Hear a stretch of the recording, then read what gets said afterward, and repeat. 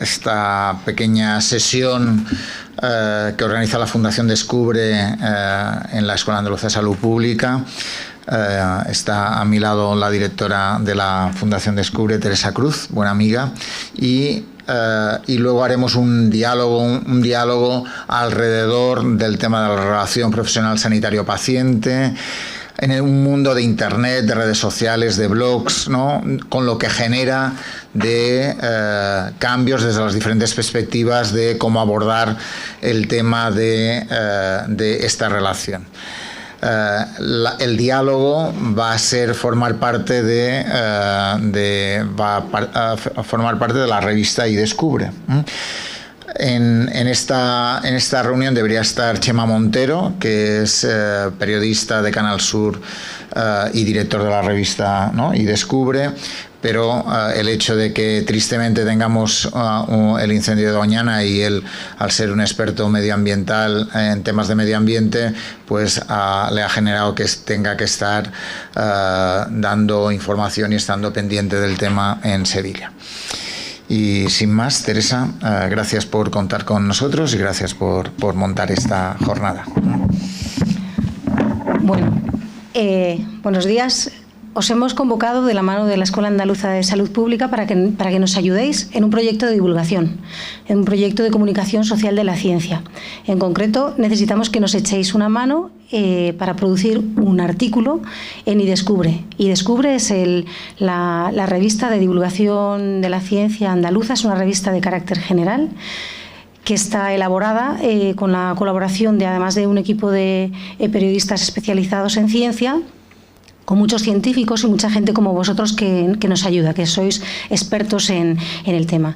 Empezamos organizando esta sección que se llama Diálogos, como un diálogo tranquilo y pausado entre un periodista y un científico, y vimos que había temas que eran muy complejos de tratar con una sola persona, desde una sola óptica de conocimiento, y que era mucho más interesante invitar a más personas que tuvieran cosas que decir y que nos ayudaran a entender mejor la cuestión de la que estábamos hablando.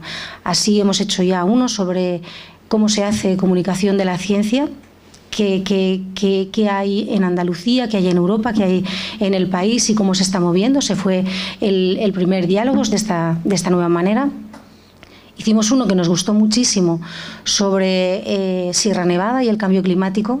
Invitamos tanto al director del parque, gente de montaña, al director del observatorio. Bueno, entre todos conseguimos hacer un artículo muy completo y que da una óptica integradora, y nos gustó tanto y nos lo pasamos tan bien los que estuvimos alrededor, que pensamos que había que hacerlo abierto, pero que no queríamos hacerlo abierto a población general, que hay muchas actividades que hacemos abiertas a la población general, sino que queríamos que quien preguntara tuviese una buena formación de cualquier área de conocimiento y fueran un público experto. Por eso estamos hoy aquí, porque vamos a tratar un tema que tiene que ver con el uso de Internet como canal para conocer y acercarse a cuestiones de salud, y nos parecía que el mejor socio con el que lo podíamos hacer era la Escuela Andaluza de Salud Pública, y hasta aquí hemos llegado. Muy bien, pues muchas gracias. Pues vamos a empezar el diálogo. Si os parece, Fernando, Encarni, Serafín y Miguel, os voy presentando mientras tanto las personas que van a estar en este diálogo. Aquí da lo mismo, ¿no? Aquí mismo.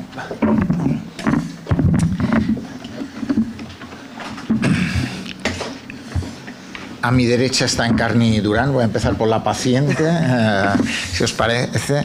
Al ser un tema sobre relación profesional sanitario-paciente, nos parecía muy importante que estuviera una persona que es una paciente con artritis, es una paciente formadora de la Escuela de Pacientes, y que además en estos momentos está en un proyecto de trabajo con su médica de familia, ¿no?, sí, alrededor de esa relación profesional al paciente. Por tanto, nos ilustrará. Ella además es una facebookera habitual y también, además de ser una facebookera habitual, ha escrito y escribe en el blog de la Escuela de Paciente, en el blog de artritis, y por tanto ha tenido una presencia muy activa en redes sociales. A mi derecha, a la derecha, Fernando Fabiani. Fernando es médico de familia de un centro de salud de Sevilla, de Montequinto, sí, Montequinto. Y además tienes una relación con el mundo del teatro, ¿no? Sí. ¿No? Sí, bueno, llevo haciendo teatro muchos años y, bueno, un día pensé que quizá estas dos cosas tan diferentes no serían tan diferentes y que se podían potenciar, ¿no? Y creo que a nivel de comunicación, de generación de empatía y de transmisión de mensaje, pues creo que pueden ayudarse mutuamente, ¿no? Y en esas andamos. Alrededor de, ¿se llama Síndrome Clown o...? Sí, bueno, la compañía que dirijo es Síndrome Clown, que, bueno, aborda el clown, ¿no? Y desde el clown los temas más importantes que nos pueden afectar, ¿no? Bien, se podría hacer otra presentación de Fernando. Una vez vi un vídeo de él en la cual sus hijas le hacían una presentación de él muy divertida, que por tanto también podría ser muy interesante de ver, ¿no? Casi mucho mejor que la que pueda hacer cualquiera de mi padre trabaja en algo, ¿no? Relacionado con curar a personas. Bien, a mi izquierda está Serafín Fernández. Serafín es enfermero, trabaja en el Chare de Segura Las Villas, ¿no? Segura la Sierra. Pero estoy en Picuida.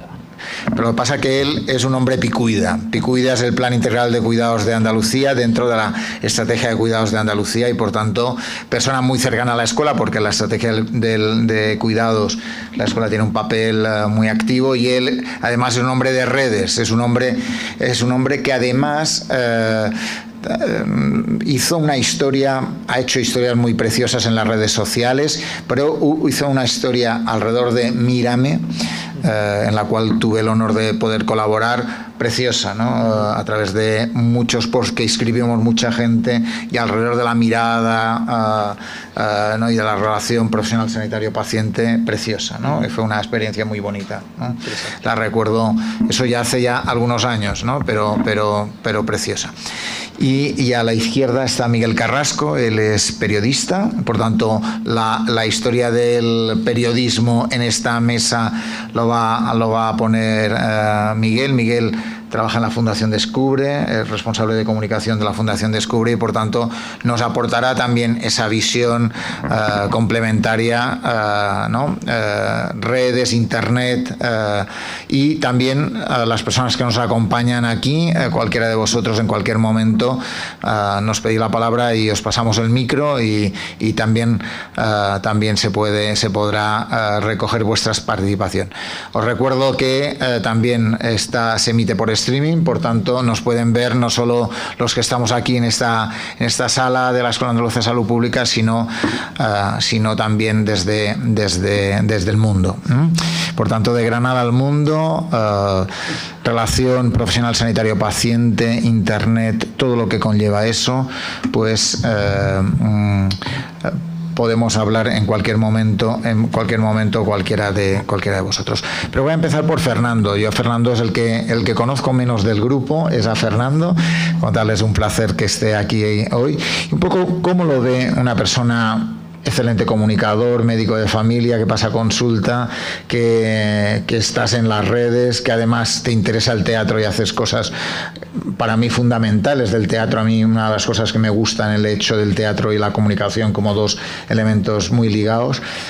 ¿Cómo ves esa historia de la relación médico-paciente con la relación de pacientes-internet, Google, doctor Google, doctor Fabiani, doctor Google? ¿Cómo lo ves tú? A ver, yo creo que de ahí se oye bien, creo, ¿no? Para no acercarlo mucho. A ver, yo la primera sensación que me produce cuando abordamos esto es la de asombro, ¿no? Que todavía hoy el mensaje predominante que puedan recibir los pacientes de sus sanitarios en general es el miedo, oye, eso no se toca, tened mucho cuidado, no mires ahí, eso puede ser peligroso. Y que además esto Ha calado que la gente lo ha interiorizado y piensa que es peligroso. Los medios de comunicación con cierta frecuencia vemos reportajes, el peligro de mirar en Internet, el peligro del doctor Google, y al final es que todos nos estamos creyendo que al final es malo que los pacientes miren en Internet, ¿no? Y yo creo que es algo que en base, o de base ya, pues no es correcto, ¿no? A mí, yo siempre me gusta comparar que en mi casa cuando yo era pequeño no había internet, por supuesto en casa de mis abuelos tampoco, pero yo recuerdo unos libros, unas enciclopedias de la salud, donde la familia cuando tenía inquietudes, pues cogía el libro gordo ese, lo abría y buscaba la fiebre, qué hay que hacer si le salen manchas al niño, y la gente buscaba información. Y hoy esa información se busca en un sitio que es mucho más sencillo, más accesible, pero de repente lo que se nos ocurre frente a eso es miedo, precaución, ¿no? Y yo digo que el mensaje del eso no se toca, eso no se hace, no funciona. No funciona porque los mismos que piensan que es peligroso, dicen sí es peligroso, pero aún así lo voy a mirar porque tengo una duda y, bueno, a ver, luego tenemos primero que aceptar el hecho inevitable, afortunadamente, de que los pacientes miran en Internet. Esto es así y yo creo que debe ser así.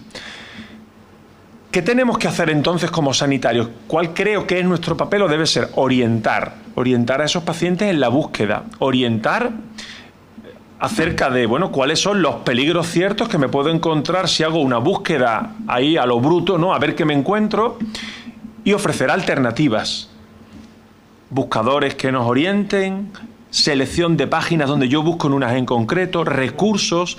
Es decir, ofrecer, decir a nivel titular pues que mirar en Internet es peligroso, pues de verdad que me parece a estas alturas algo anticuado y algo además que no es cierto, ¿no? Pues estamos de acuerdo en esa visión de que es anticuado y no es cierto. A mí siempre me gusta decir que la gente, que no se puede poner puertas al campo y que la gente va a buscar, incluso está comprobado en los estudios que la gente va más después de visitar a su médico que antes, por tanto, de alguna forma es porque también le genera inquietud lo que me ha contado mi médico y por tanto a ver si realmente mi segunda opinión está en ese espacio donde yo puedo encontrar muchas cosas, ¿no? ¿Cuál es la clave? Probablemente orientar bien, ¿no? Para que pueda encontrar la mejor manera de... Aprovecho para decir que la Escuela de Pacientes, que gestiona la Escuela Andaluza de Salud Pública, tiene una campaña que se inició el 17 de mayo, día de Internet, que se llama Receta Links, ¿no? Con la idea de que también, aparte de muchas cosas se pueden recetar links, recetar blogs, recetar webs, que pueden ser muy útiles para cualquier persona, ¿no? Yo quería, Joan, al hilo de lo que comentaba Fernando, y es el tema de...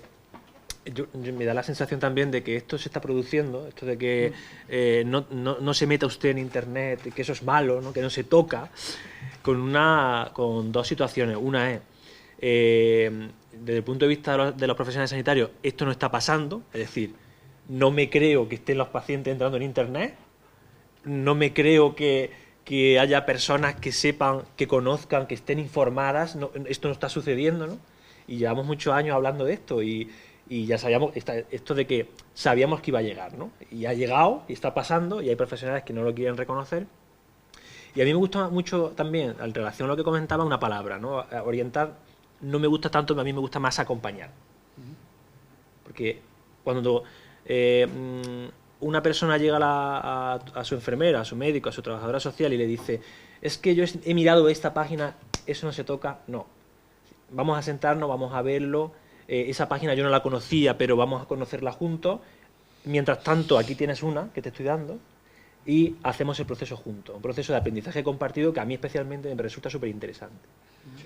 Seguro que mi compañero José Luis Bimbela, que está en el público, la palabra acompañar es un verbo que le gusta más que orientar. De todas formas es evidente que mirar Internet es peligroso, es una frase anticuada. Eso estamos de acuerdo todos, ¿no? ¿Cómo lo ves tú, Encarni, desde el punto de vista de una paciente que entra en Internet, que mira... Sí, pero yo me voy a ir también a los orígenes, a la enciclopedia. Además, eso lo comento también. Yo cuando ya quise saber de mi enfermedad, porque yo estuve como todos los pacientes, negándola y no queriendo saber nada, pero ya cuando lo quise saber, pues claro, me sonaba chino. Y yo el chino no lo entendía y digo, pues me compré una enciclopedia y aprendí. Eso fue lo primero. Luego preguntando. Y luego ya por fin llegó internet, porque cuando yo decidí saber eso era la prehistoria, todavía no había internet. Entonces ya cuando aprendí, pues no es una cosa que yo consulte mucho, ¿eh? Ten en cuenta que yo no consulto sobre mi enfermedad, yo consulto páginas buenas donde puede haber grupos buenos, pero sí que es verdad que recientemente he tenido otro problema que no tiene nada que ver con mi artritis, me había salido un papiloma y quería yo saber sobre, y sí he consultado, pero me fui a 2 o 3 fuentes muy específicas porque como que hay que tener un poquito de respeto a todo lo que sale, no, hay que irse. Y bueno, aparte de eso, soy bastante seguidora de muchas redes. Si queréis saber eso, sigo a Bimbera, el blog de Bimbera, sigo el Minuto Experto, sigo todas las redes, pero como consulta muy poquito, la verdad. Pero comprendo de la gente que tengo una amiga que todo lo consulta. Pero como es verdad que la gente puede consulta. Claro, ¿no? naturalmente. Consultará más o menos. Y no lo veo peligroso tampoco, sabiendo, teniendo más o menos una idea, porque claro, si te vas ahí a páginas, como hoy, esta mañana mismo, me he metido en un grupo de artritis, que yo me salgo, ya es que me estoy saliendo de todos los grupos. Claro, naturalmente, en grupos de Facebook, pero sobre todo de Sudamérica, y eso, que no es que tengan en contra de Sudamérica, pero que todos los días te ofrecen milagros y recetas milagrosas, y los milagros no existen todavía, por desgracia. Existe pero una buena medicación, un buen control, pero milagros no. O sea, tú te tomas esta fruta que vive de Colombia y esta te cura, ¿no? Exacto. Por tanto, tener claro que distinguir qué es saber lo bueno, qué es lo malo, sería un elemento importante en ese sentido. Sí. Claro, y lo curioso quizá es que, o sea, lo malo del mensaje un poco, que mirar en internet es malo, que todos entendemos en esta mesa que es un mensaje anticuado y además probablemente no cierto. Lo malo es que no profundizamos, porque es evidente que mirar en internet te puede generar sufrimiento, y esto es cierto. Y esto hay que analizarlo. Igual que leer el prospecto de un medicamento. Ahora ya lo leo otra vez, pero dicho eso, también creo que es un mensaje a veces de error. No lee usted los prospectos. Si me da un efecto secundario, ¿cómo sé que es un efecto secundario? Esto de no mire usted, esto no tiene mucho sentido. Lo cual no quita que en ese proceso un poco de acompañamiento que apuntaba Serafín hay que analizar, ¿no? Y cuál es el peligroso. Bueno, vale, ¿cuáles son los riesgos? Más decir que es peligroso. ¿Cuáles son los riesgos, no? Y el riesgo hay uno que es evidente, que es el posicionamiento, ¿no? O sea, yo he hecho ejercicio en casa, no sé si lo había hecho alguna vez, de buscar me duele la cabeza y ver cuáles son los primeros resultados que aparecen en Google, bueno, como uno de los busca. El primero, a mí me salió la revista Hola. Yo no sé si nos situamos, ¿no? Que bueno, yo no sé cómo manejan los temas de ciencia, no leo ciencia en Hola, pero bueno, lo que digo es que cuando uno hace... Y nosotros mismos, yo cuando hago búsqueda de cualquier tema, llegar a la segunda o la tercera página de resultados nos cuesta muchísimo, porque tenemos poco tiempo. Tendemos a leer los primeros resultados, y el posicionamiento web, yo no soy un experto en la materia, ni mucho menos, pero sabemos que no tiene relación directa con la calidad de la información, con la credibilidad de la información. Entonces, esto es un dato evidente, y por eso esa búsqueda grosera en la red sí es verdad que nos puede generar sufrimiento, pero tenemos que saber en qué sentido para orientarla, ¿no? Sí, pero en el fondo, si lo pensamos, nada ha cambiado. Es decir, la irrupción del ámbito online lo que hace es dar nuevas herramientas, pero tú no le vas preguntando al primero por la calle qué te pasa si te duele la cabeza. Pues esto es igual. El primer resultado de Google no tiene por qué ser el más válido, es el primero. Es el primero que te encuentras por la calle, online, pero no deja de ser lo mismo. Y yo creo que no deja de ser un ámbito en el que hay que tener las mismas precauciones que tenemos fuera. Filtrar información, saber a quién le preguntas, dónde consultas y quién te informa. Y en ese sentido yo creo que los medios tienen un poco también ese papel de mediador, de filtrar lo que encuentras por internet, lo que se difunde en Twitter o en Facebook, lo que es trending topic en un momento dado. Todo eso, ligado a la presión de la inmediatez que tienen los medios, muchas veces hace que los medios se estén precipitando y estén publicando y dando por ciertas muchas informaciones que no lo son, y en temas tan sensibles como la salud es mucho más grave, claro. Entonces ahí hay que cuidar fuentes, utilizar fuentes primarias, ir a donde realmente te van a dar garantías y en el fondo lo que se ha hecho toda la vida, que es contrastar. contrastar la información. Y es preferible publicar más tarde o informar más tarde, pero sabiendo que lo que publicas es cierto, que por ser los primeros dar alguna información errónea. Y en temas tan sensibles que afecta a todo el mundo como es el tema de la salud. Yo creo que ahí hay que ser muy cuidadoso y ahí los medios tienen ese papel un poco de filtrar y de canalizar toda esa información. Yo quería incorporar al hilo de lo que estáis diciendo. El Ministerio de Industria el Observatorio Nacional de Telecomunicaciones hace cada 4 años un informe muy interesante, el último se publicó en el 2016, sobre el consumo y la utilización que hacen los ciudadanos de Internet y redes sociales como fuente de información sobre salud. Ahí hay dos aspectos que son muy interesantes. El primero es que más del 90% de las personas que utilizan Internet lo hacen, confían en su profesional sanitario de referencia, cosa que bien. Y luego, las redes sociales es la segunda fuente, pero no se fían, los ciudadanos no se fían y además también comentan que pueden malinterpretar esa información. Con lo cual yo creo que ahí la intervención de que el profesional sanitario pueda ser un vehículo que facilite información fiable, yo lo veo clarísimo y llevamos tiempo también hablando de este tema, y es que como una actividad habitual en los informes de alta o en los informes de continuidad de cuidado, en las recomendaciones, el profesional sanitario recomiende una página, un recurso, una aplicación que identifica como fiable para que el ciudadano la pueda consumir. O sea, yo me imagino, para terminar, yo me imagino, o sea, que en este país cada profesional, cuando tiene un episodio clínico, recomienda ese enlace o ese recurso. O sea, ahí ya tenemos un camino andado con el tema de la fiabilidad de la información. No sé qué os parece. Sí, de hecho, yo me planteaba un poco, ese es mi sentido, la pregunta al contrario. Es decir, igual que ha llegado mucho el mensaje de que la automedicación es algo que es malo, que tampoco me gusta como titular, ¿no? Hay una automedicación responsable, me duele la cabeza, me tomo un paracetamol, ¿no? Eso hay que hacerlo, eso es recomendable. La automedicación, aquello de no voy a probar esto que me han dicho, evidentemente no. Y hemos entendido que eso hay que consultarlo. Es verdad que con los recursos en la red no ocurre, ¿no? No se me ocurre decir, no, antes de mirar en una página voy a ir a ver qué me recomienda mi enfermero. No, entonces, no, si lo puedo mirar, bueno, también puedo ir a la farmacia y sacar mucha medicación sin receta. Pero parece que eso no lo hacemos y lo otro sí. Quizá hay que hacerlo, potenciarlo de esa manera que decía Serafín, ¿no? El realmente recetar, entre comillas el término, prescribir web, prescribir direcciones. Lo que pasa es que fíjate que yo tengo un poco una sensación que hay que abordar, y es el miedo de los profesionales sanitarios, ¿no? Claro. Es decir, hablamos mucho del peligro para los pacientes, pero creo que aquí hay varios miedos, ¿no? Uno es el miedo del profesional sanitario a encontrarse un paciente que sabe de su enfermedad más de lo que sabe él. Y esto es un miedo que existe más o menos verbalizado. Y que yo creo que no hay cosa más fácil que directamente decirlo. Yo hay pacientes que se me presentan, soy nuevo en su cupo, padezco tal, y a veces le digo, mira, seguro que tu enfermedad sabes más que yo ahora mismo. Enfermedad poco habitual, yo tengo esto que revisarlo, por favor, apórtame todo lo que sepas al respecto. O sea, reconocer que de algo no se sabe mucho, o se sabe poco, o no se sabe nada, porque es un síndrome raro, porque es algo que no consigues manejar, porque lo has manejado poco, no pasa nada. Entonces, aquello de que el profesional pueda reconocerle al paciente que hay información sobre la que sabe mucho más que él, no pasa nada. Y la segunda parte es que, claro, para prescribir web tengo que conocerlas, que es el otro miedo.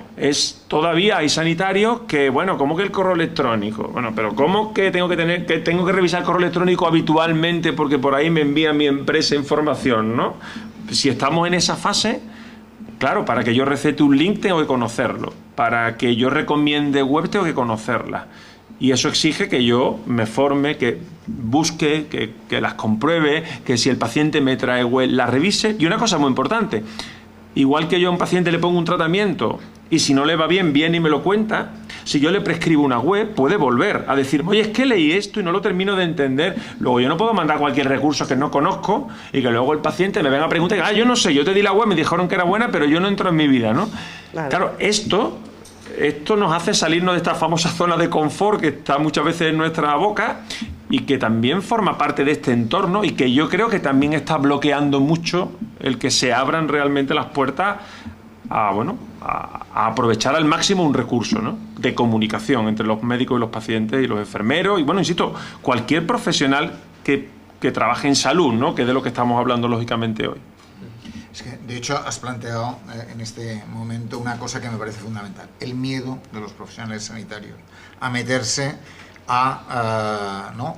Tengo que ahora hacer otra cosa, que es saber qué redes hay, qué blogs hay, ¿no?, qué webs son interesantes, son fiables, y por tanto yo no tengo tiempo para todo eso, ¿no? Y además es algo que no tengo formación previa, ¿no?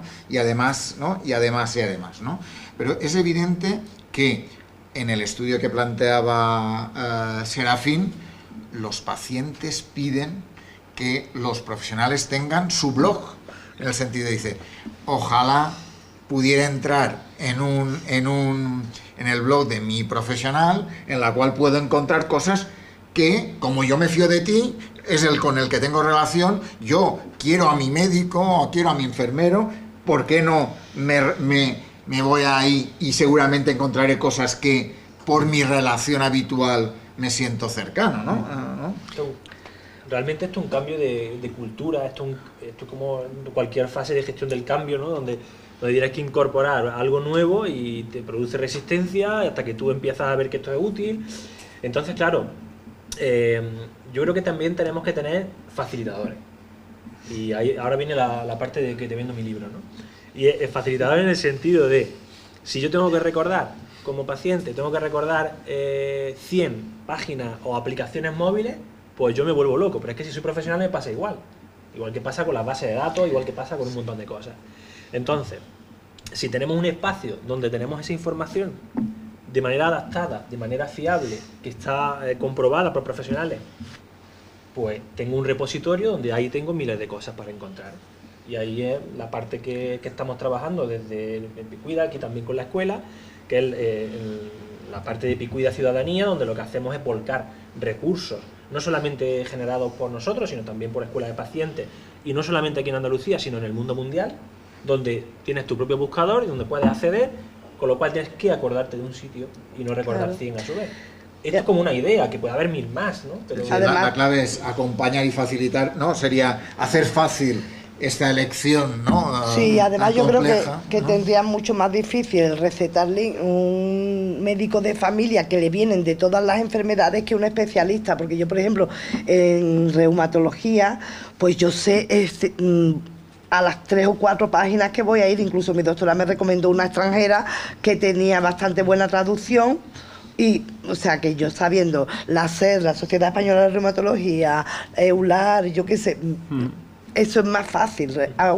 En una especialidad siempre sería mucho más fácil que en un médico de familia. Un médico de familia ya le pueden llegar de cualquier tema y sería mucho más complicado recetar. A mí claro, pasa que igual de complejo recetar web médico de familia que ver pacientes médicos de familia, ya, porque nos pasa todo. También. Claro, que lo vemos todo. No podemos decir nada, esto no es mío, esto no lo llevo yo, porque lo llevamos todo, ¿no? Esto lo asumimos, forma parte de nuestras reglas de los juegos. A los enfermos crónicos nos cae muy mal cuando nos cambian nuestro médico de familia. Claro. Normal, es una cosa que es normal. Eso va en nuestra formación y forma parte. Si te cambian la web. Esto. Yo qué mal me llevo con los médicos nuevos. Eso, claro, pero es que es normal. Porque hay que empezar de nuevo y tú cómo le explicas que sabes tanto, porque eso que ha dicho antes a muchos les da coraje.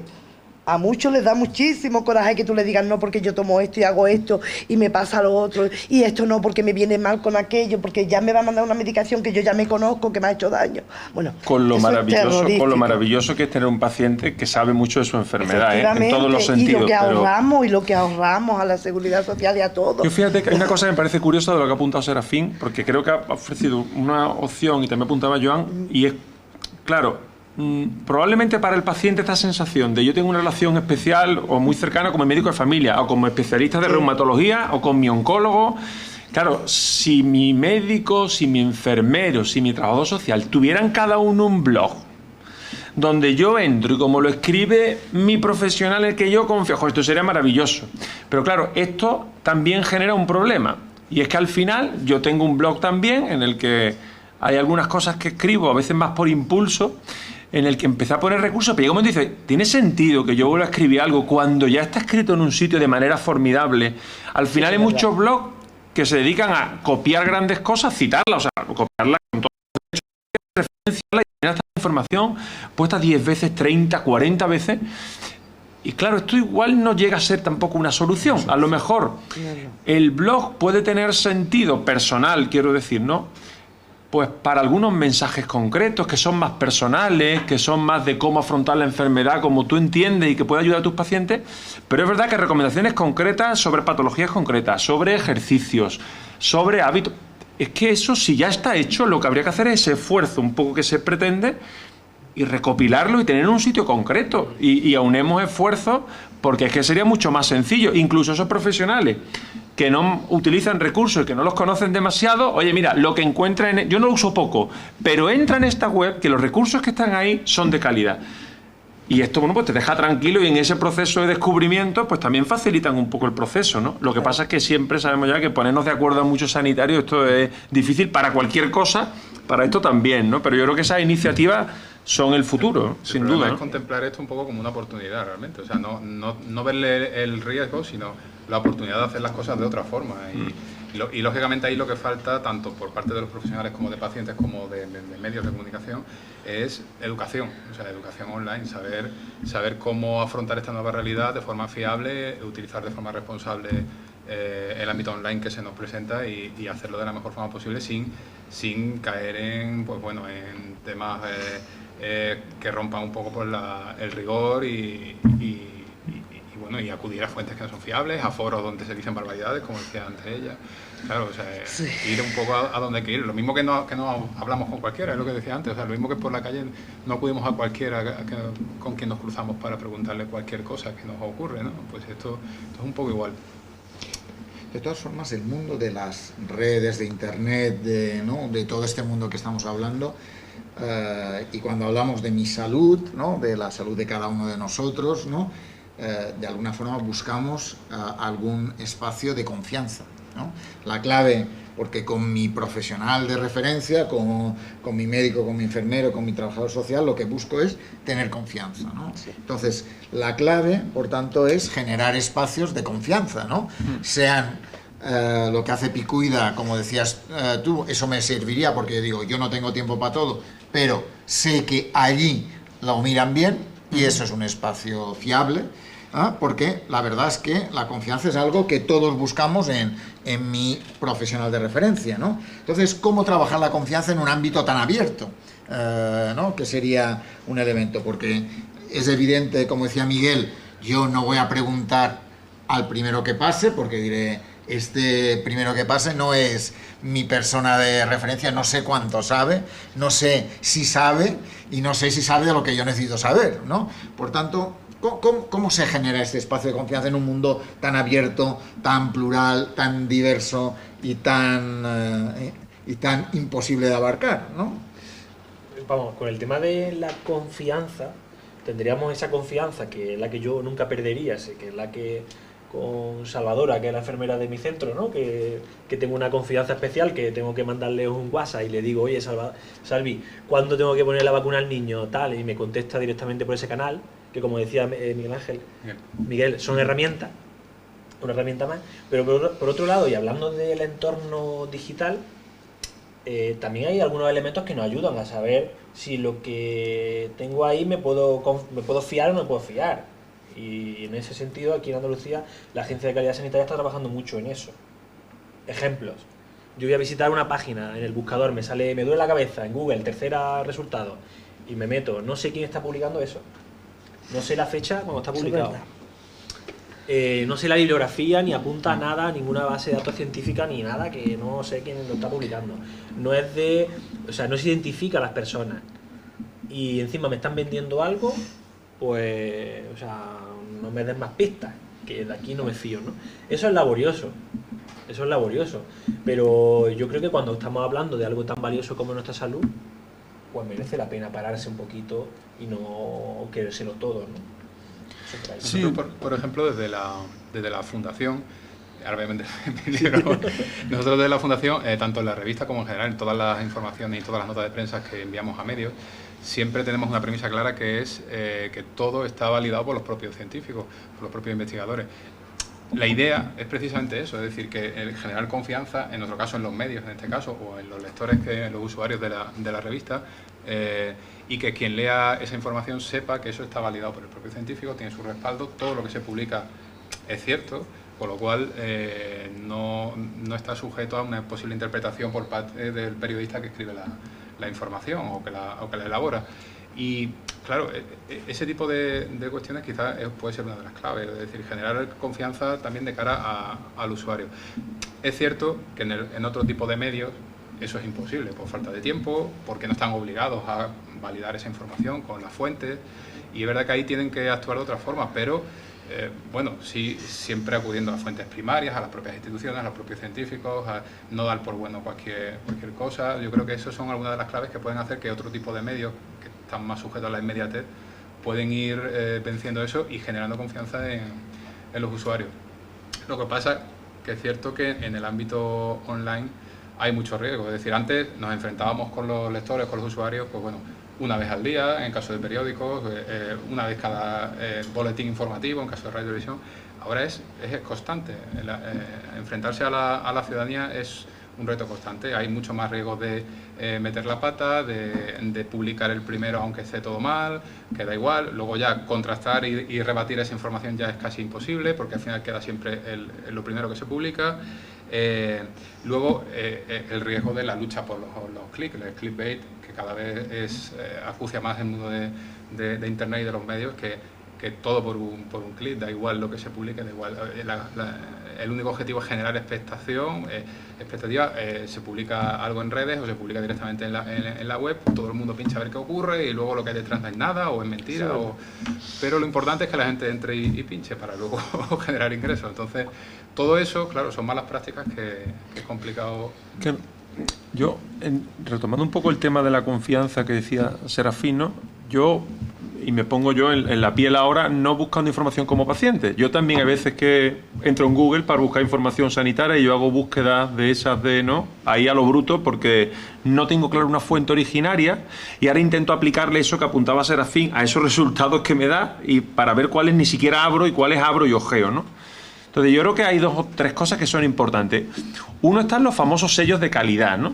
Hay páginas web, hay blogs que te ofrecen unos sellos de calidad. Y eso es una buena herramienta, aunque tampoco es la panacea, ¿no? Yo he visto páginas con sellos de calidad y he leído cosas que, bueno, a ver si me explico. El sello te lo dan y a lo mejor te dura un año, y en ese año tú puedes poner cualquier cosa. Yo no sé si al año te lo renovarán. Quiero pensar que algunas de las que yo he leído no le renovarán el sello, porque al final cumples una serie de ítems y eso te da un sello, y eso no siempre garantiza que la información vertida. Pero bueno, el sello es una posible herramienta. 2, hablamos de una, y es la persona que está detrás. Yo hay blogs que no tienen ningún sello detrás, lo que tiene detrás es una persona que yo conozco, que a mí me es fiable, que confío en esa persona y que sé que lo que escribe ahí a mí me da la misma fiabilidad que si me lo contara tomando un café, y es muchísima. La otra es que lo que hay detrás no es una persona, una institución. Yo tengo una sociedad científica, por ejemplo, yo tengo una corporación científica que a mí me ofrece mucha credibilidad, y por lo tanto, si yo el recurso veo que está dentro de su red, de su web, pues a mí me genera credibilidad. No sé si tiene sello, ni siquiera lo voy a buscar probablemente, e incluso a lo mejor, aunque no esté firmada esa recomendación por un profesional concreto, la institución, vuelvo a decir, o la sociedad, a mí me genera esa credibilidad. Entonces, yo creo que cualquiera de estas 3 vías nos pueden servir un poco de pistas, teniendo en cuenta algo muy importante, y es ausencia de conflictos de interés más o menos evidentes, porque no siempre son evidentes, y que pueden tener cualquiera de los anteriores, y que evidentemente lo apuntaba Serafín, ¿no? Si parece que me venden algo, pues cuidado con esto, ¿no?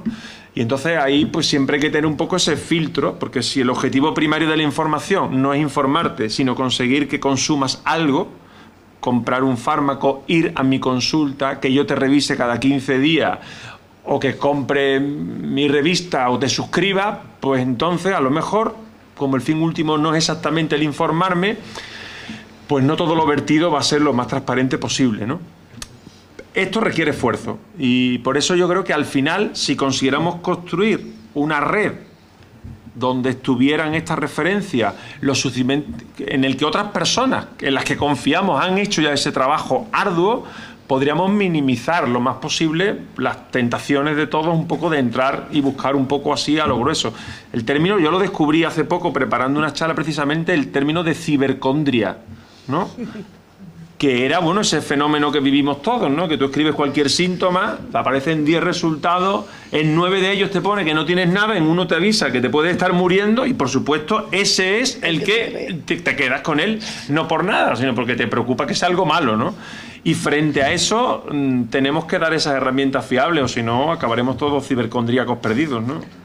De todas formas, hablando de lo que, entrando en Miguel hablaba de cuidado, porque la clipmanía de estar en el top 10, ¿no?, en primera página, eso marca mucho, y ser el primero sin contrastar por tanto, de alguna forma pedía cierta discreción, ¿no?, de alguna forma.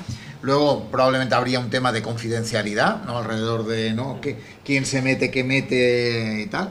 Y luego, junto a eso, hay otro tema que me gustaría que hablarais, es el hecho de la conversación, ¿no?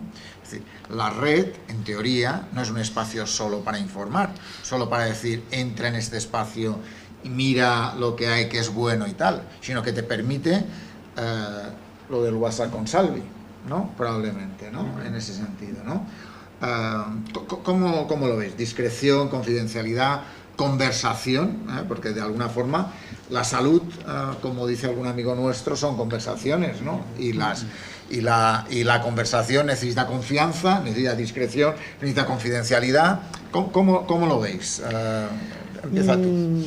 Bueno, yo por ejemplo tengo ese WhatsApp con mi doctora, con mi reumatóloga, no con mi médico de familia, con mi reumatóloga.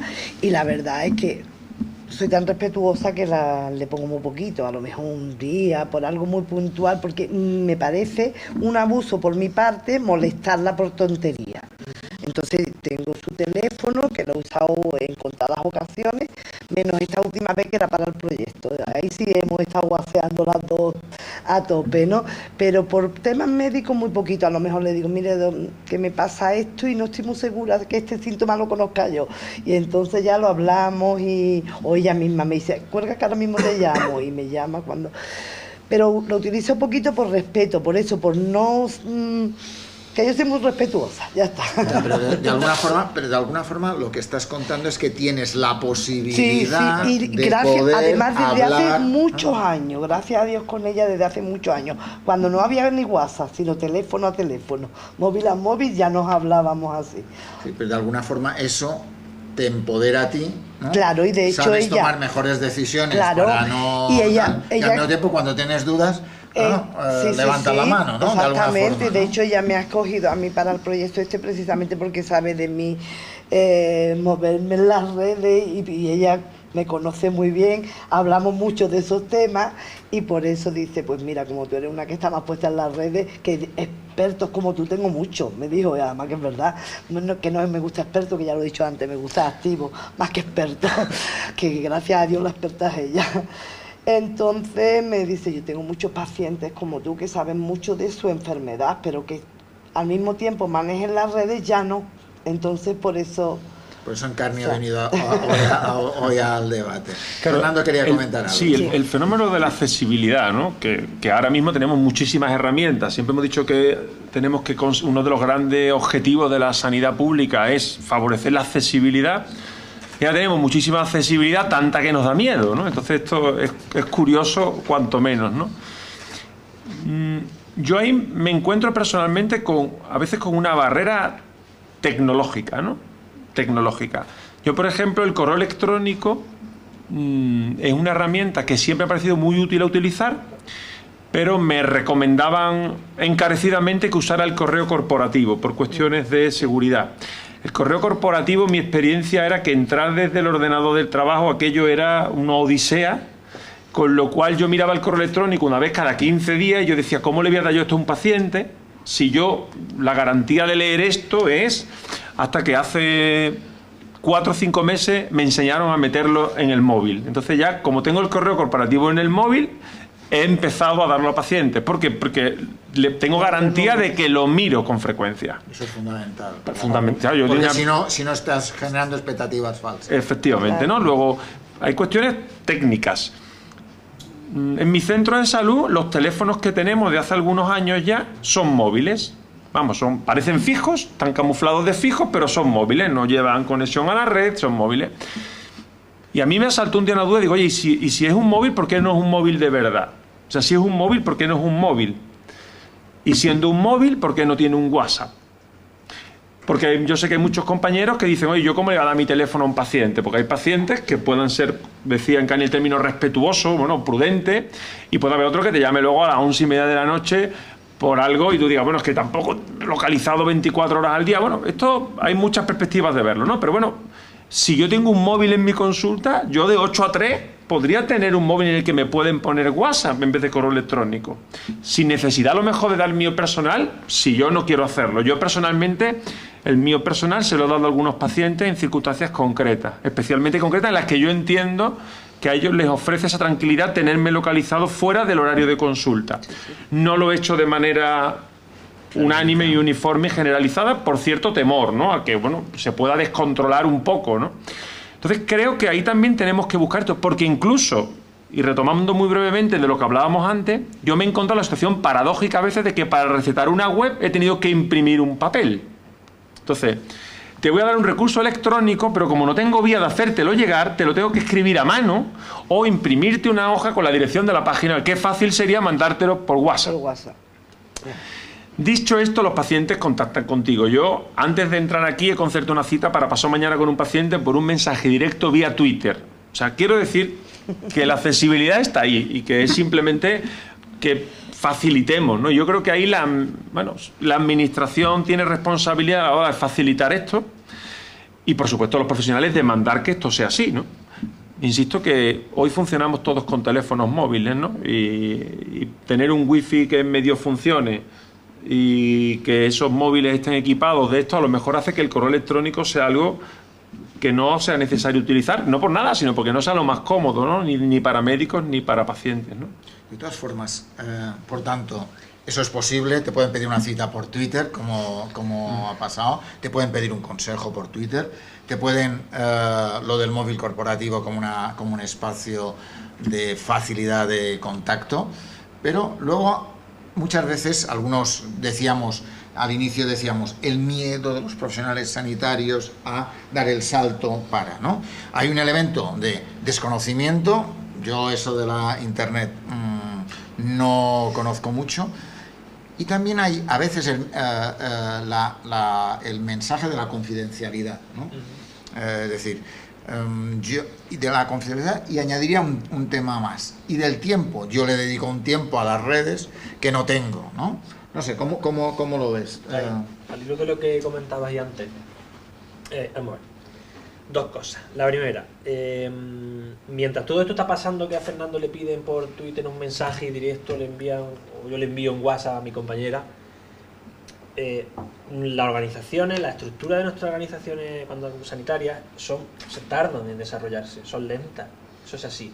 Pero a pesar de eso, se van haciendo cosas. Por ejemplo, el tema de los mensajes entre profesional y paciente, entre comillas, está resuelto con CliSalud, que es la historia digital móvil, donde nosotros podemos entrar a través de Intersat, tú entras a tu historia clínica. El tema está en que la posibilidad de contactar con tu profesional sanitario te lo tiene que habilitar tu profesional. Claro, ¿qué es lo que pasa? Que todo eso todavía no se ha difundido a gran escala, no se ha hecho. ¿O por qué? Porque la organización en ese sentido tiene que adaptarse, aclimatarse a este cambio. El tema es, la reflexión es que quizás cuando nos adaptemos a ese cambio ya estaremos en otro. En otro, claro. Porque mientras que estamos hablando de aquí hoy de esto, en los últimos 6 meses he asistido a 3 eventos donde se hablaba de inteligencia artificial aplicada a salud.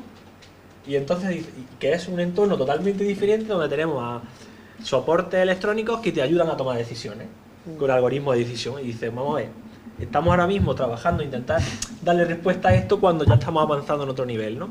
Entonces sí es verdad que a nivel de organización también tenemos que ser mucho más ágiles para dar respuesta a este tipo de cosas, porque no puede ser que nos demoremos, ¿no? Y sí, de hecho lo que ha planteado Fernando es hay un aparato fijo que es móvil, me entra por Twitter, por tanto el mundo marcha mucho más rápido que la respuesta que da la administración, y al mismo tiempo hay la necesidad de información de que tiene un paciente, de contactar con su reumatóloga, sí, en tu caso, con su médico de familia, con su enfermera de familia. Sí, además lo que ha dicho, por ejemplo, yo me quedo ahí en lo de tener tu historia.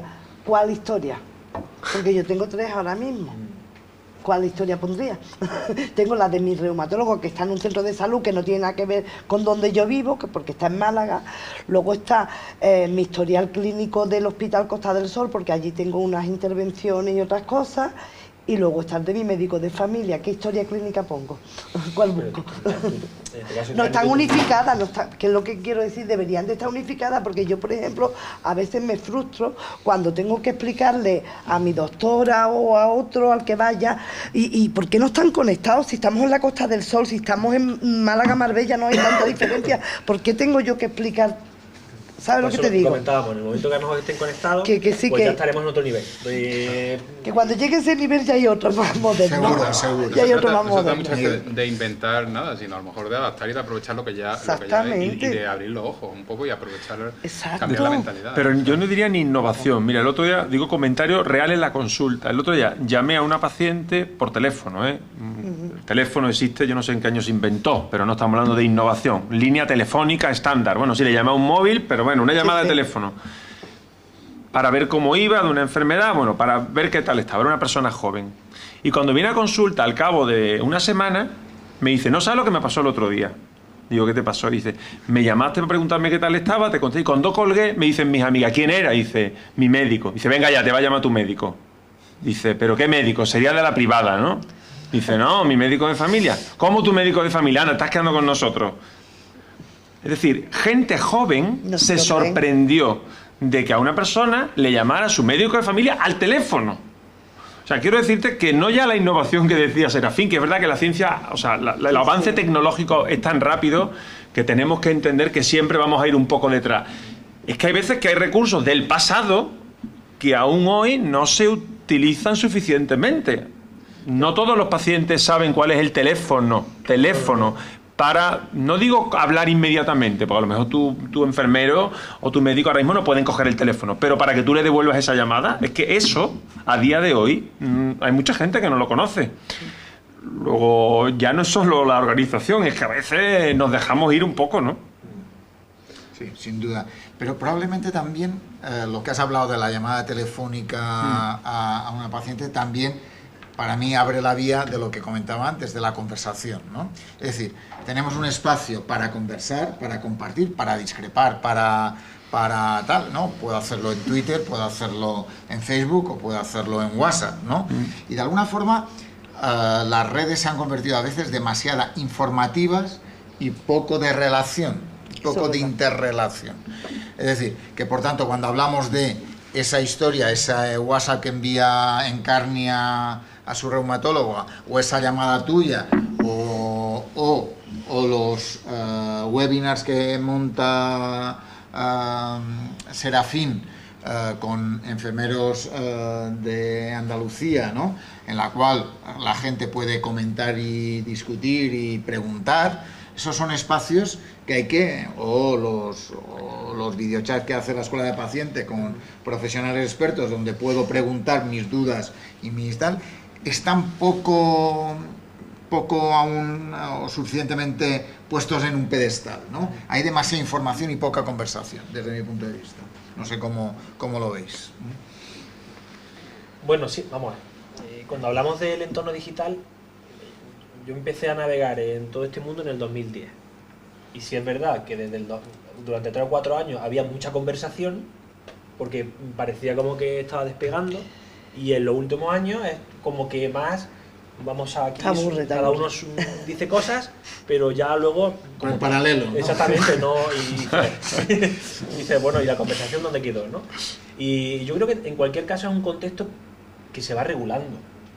Es decir, y que a veces, si a nosotros hace 7 años nos dicen que íbamos a vivir en este contexto digital, donde lo digital tiene tanto peso político, peso social, o sea, no lo íbamos a creer, pero es así.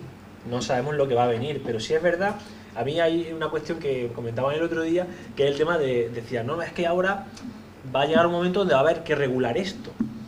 Y yo decía, ¿cómo vamos a regular esto? Es irregulable. ¿Cómo regulamos? Esto es complicado. Entonces, bueno, sí es verdad que necesitamos, yo creo, estamos en un momento donde hay que filtrar esos espacios buenos de conversación.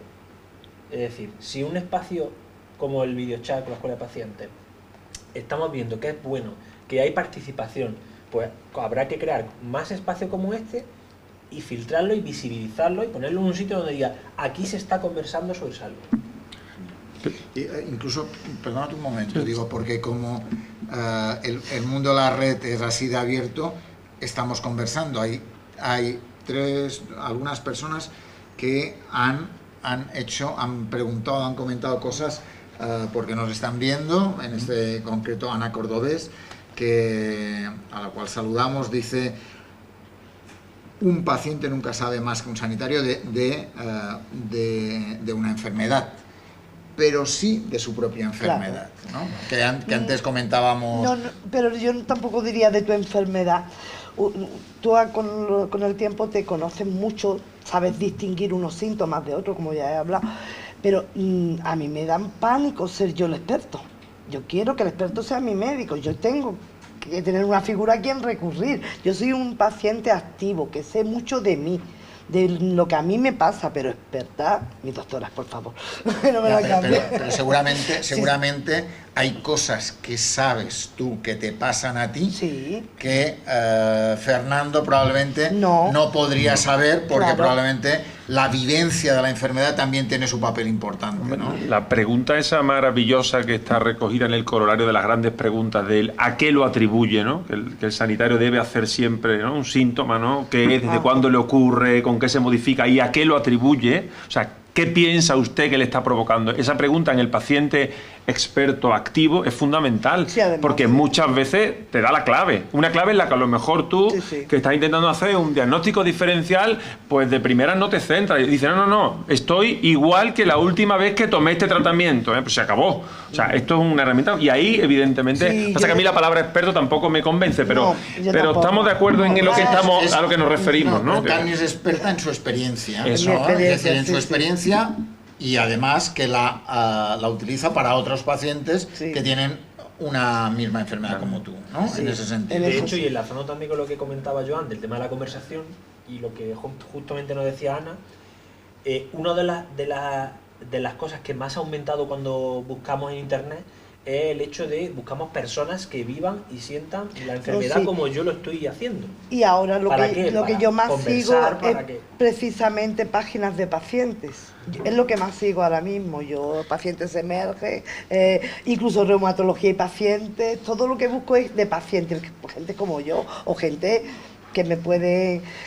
Porque yo en realidad la parte científica... yo no lo soy, ¿para qué quiero saber yo? Es que eso también lo dice mucho mi doctora. Es más una conversación de un paciente contigo que conmigo. Porque a ti, ¿qué te interesa más? Saber qué tiene, bueno, como se llame, no voy a decir que me lo sé, pero no lo voy a decir, cualquier cosa de la analítica. O te interesa más saber si porque te ha pasado eso te vas a poder levantar mañana o pasado. Pues eso, como yo, ¿no? Exactamente. Entonces, eso es, dice, y yo mi obligación es darte esta información, pero la tuya... Y entre los pacientes lo que habláis es totalmente diferente. Esa es la clave, la conversación. Y la conversación es hablar también de la confianza que antes decíamos. Es decir, ¿por qué de alguna forma tú puedes hablar con alguien que le pasa algo parecido a ti? Sí. ¿Por qué? Porque la confianza de que lo que a mí me pasa, a ti te pasa, ¿no? Claro, pero yo planteo una pregunta. ¿Quién regula esa conversación? Porque... y en Cani lo ha vivido seguro en primera persona.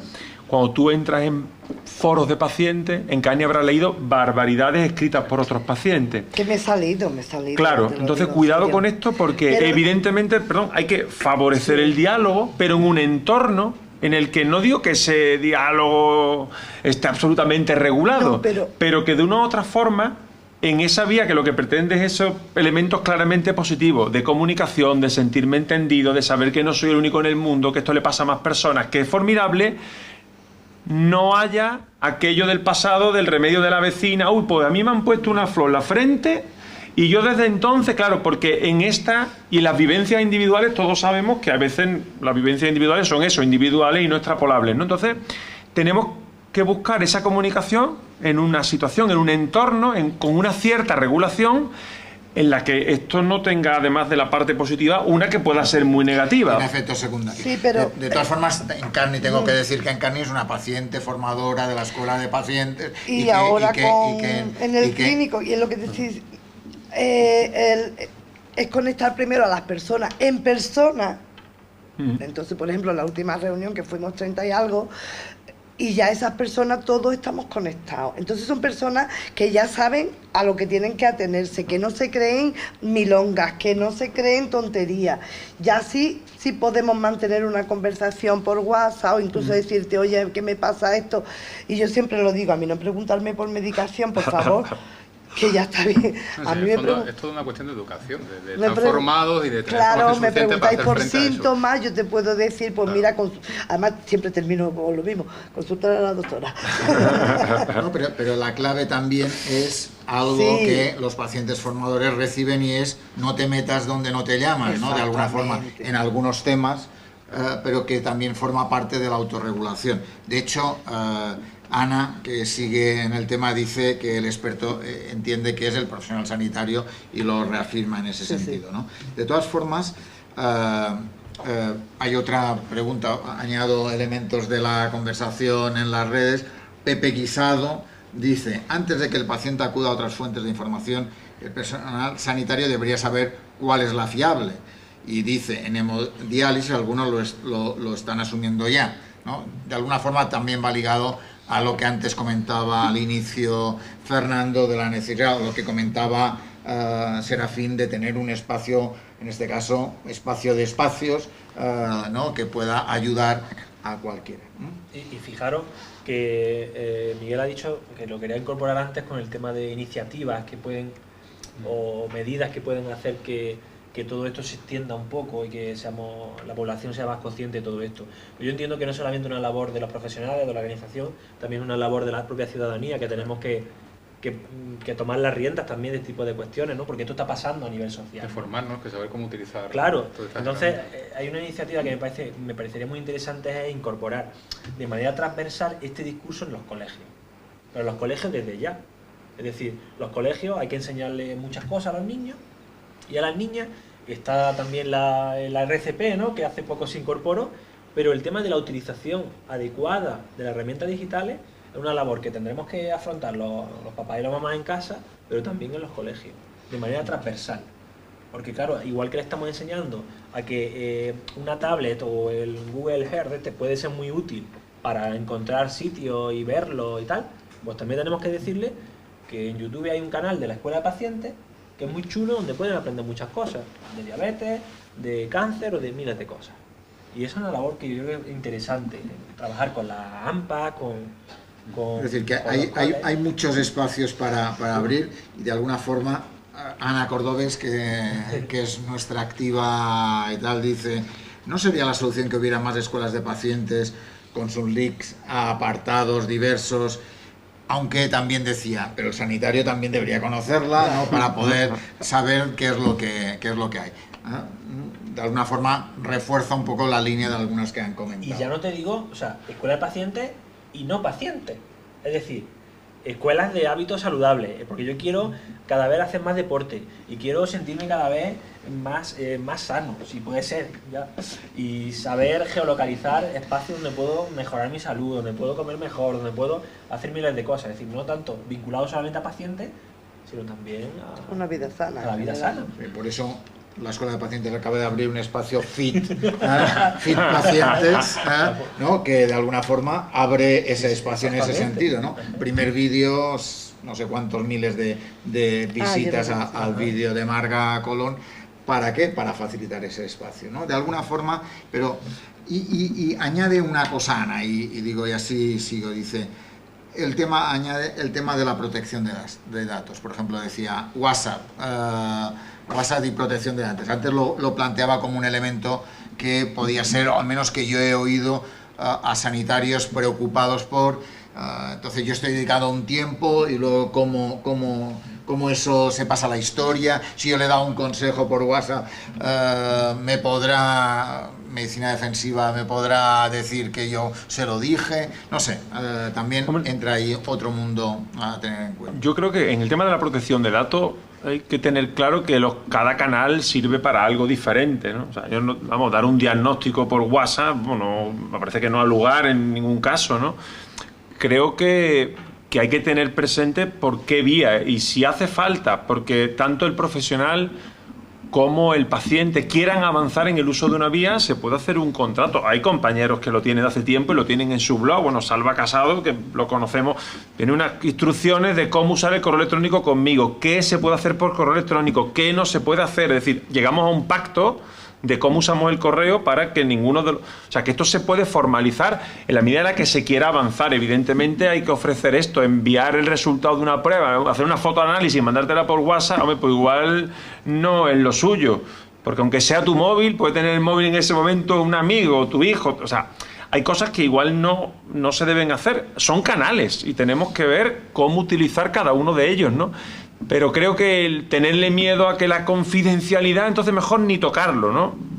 Si un paciente concreto te dice que le pasa algo, oye, ¿puedo verte hoy? Mira, tómate esto y si no nos vemos esta tarde, igual esto que de confidencialidad, si ni tú has puesto el nombre ni yo, porque yo tengo tu teléfono, tú tienes el mío, ya está, ¿no?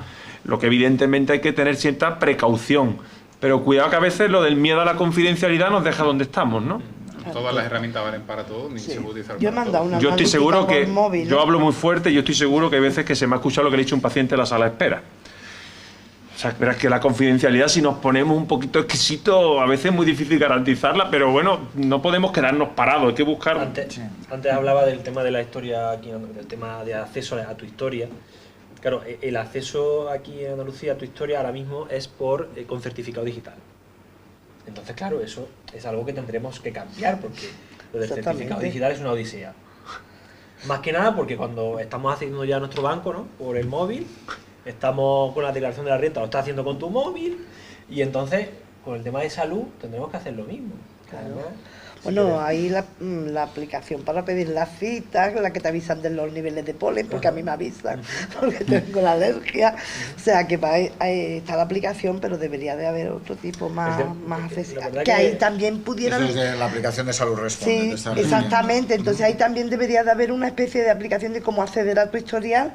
Incluso por esta tan analítica que me la ha hecho en el Costa del Sol y ahora mismo la necesito, pues no la saco en papel, que se la manden a mi reumatóloga, es un ahorro también, ¿no? De todas formas, lo que decís también es, aparte, temas de accesibilidad que se pueden mejorar. Tú decías, hay cosas que uno puede utilizar y hay que ver que se utilicen, ¿no? Hay que ver cuáles son las prácticas más adecuadas, ¿no? Comentabais porque tal. Hay que ver por qué canales cada cosa tiene su canal, ¿no? Y por tanto no puede ser cualquier espacio utilizable para cualquier cosa, ¿no? Lo que es seguro es que es un mundo en el cual hay que seguir avanzando, hay que avanzar porque es un mundo que lo que nos va a llevar es a más accesibilidad, a más posibilidades y a más posibles contactos. Y ante eso lo que hay que hacer es abrir trabajando desde un punto de la máxima fiabilidad posible, ¿no? Eso sería un poco, ¿no? Y autocrítica, vuelvo a decir autocrítica, porque insisto que estamos hablando del futuro y no hemos arreglado el pasado. Yo de verdad que, yo no sé si fue hace un año y pico o 2 años, porque ya a veces pierdo la percepción, pero vi un anuncio de seguros privados de salud y el gran eslogan es: puedes contactar telefónicamente con tu sanitario a las 24 horas del día. Y yo pensé, es que eso lo hacemos nosotros. O sea, es que un paciente en la sanidad pública tiene un teléfono de Salud Responde 24 horas al día, que conecta a su vez con el equipo de emergencias si hace falta, que en horario de consulta puede contactar con su médico de familia y con su enfermero, y no lo vendemos bien, probablemente porque tampoco queremos venderlo mucho, no sea que lo utilicen, ¿no? Entonces, creo que lo primero que tenemos que hacer es autocrítica, porque creo que hay una base ahí de temor a que esto nos consuma tiempo, temor a que esto nos genere temor, que nos está enlenteciendo el avance, porque, insisto, ni recursos tan simples como el uso de la llamada telefónica lo aprovechamos suficientemente, ¿no? no sé si queréis añadir algo. Voy a abrir a quien quiera comentar, hablar, decir tal. Tengo un micro aquí que os ofrezco, si a alguien le apetece hablar. Tú, vale, pues yo me acerco y me acerco y nos acercamos y con chuleta y todo. Y así nos siguen oyendo.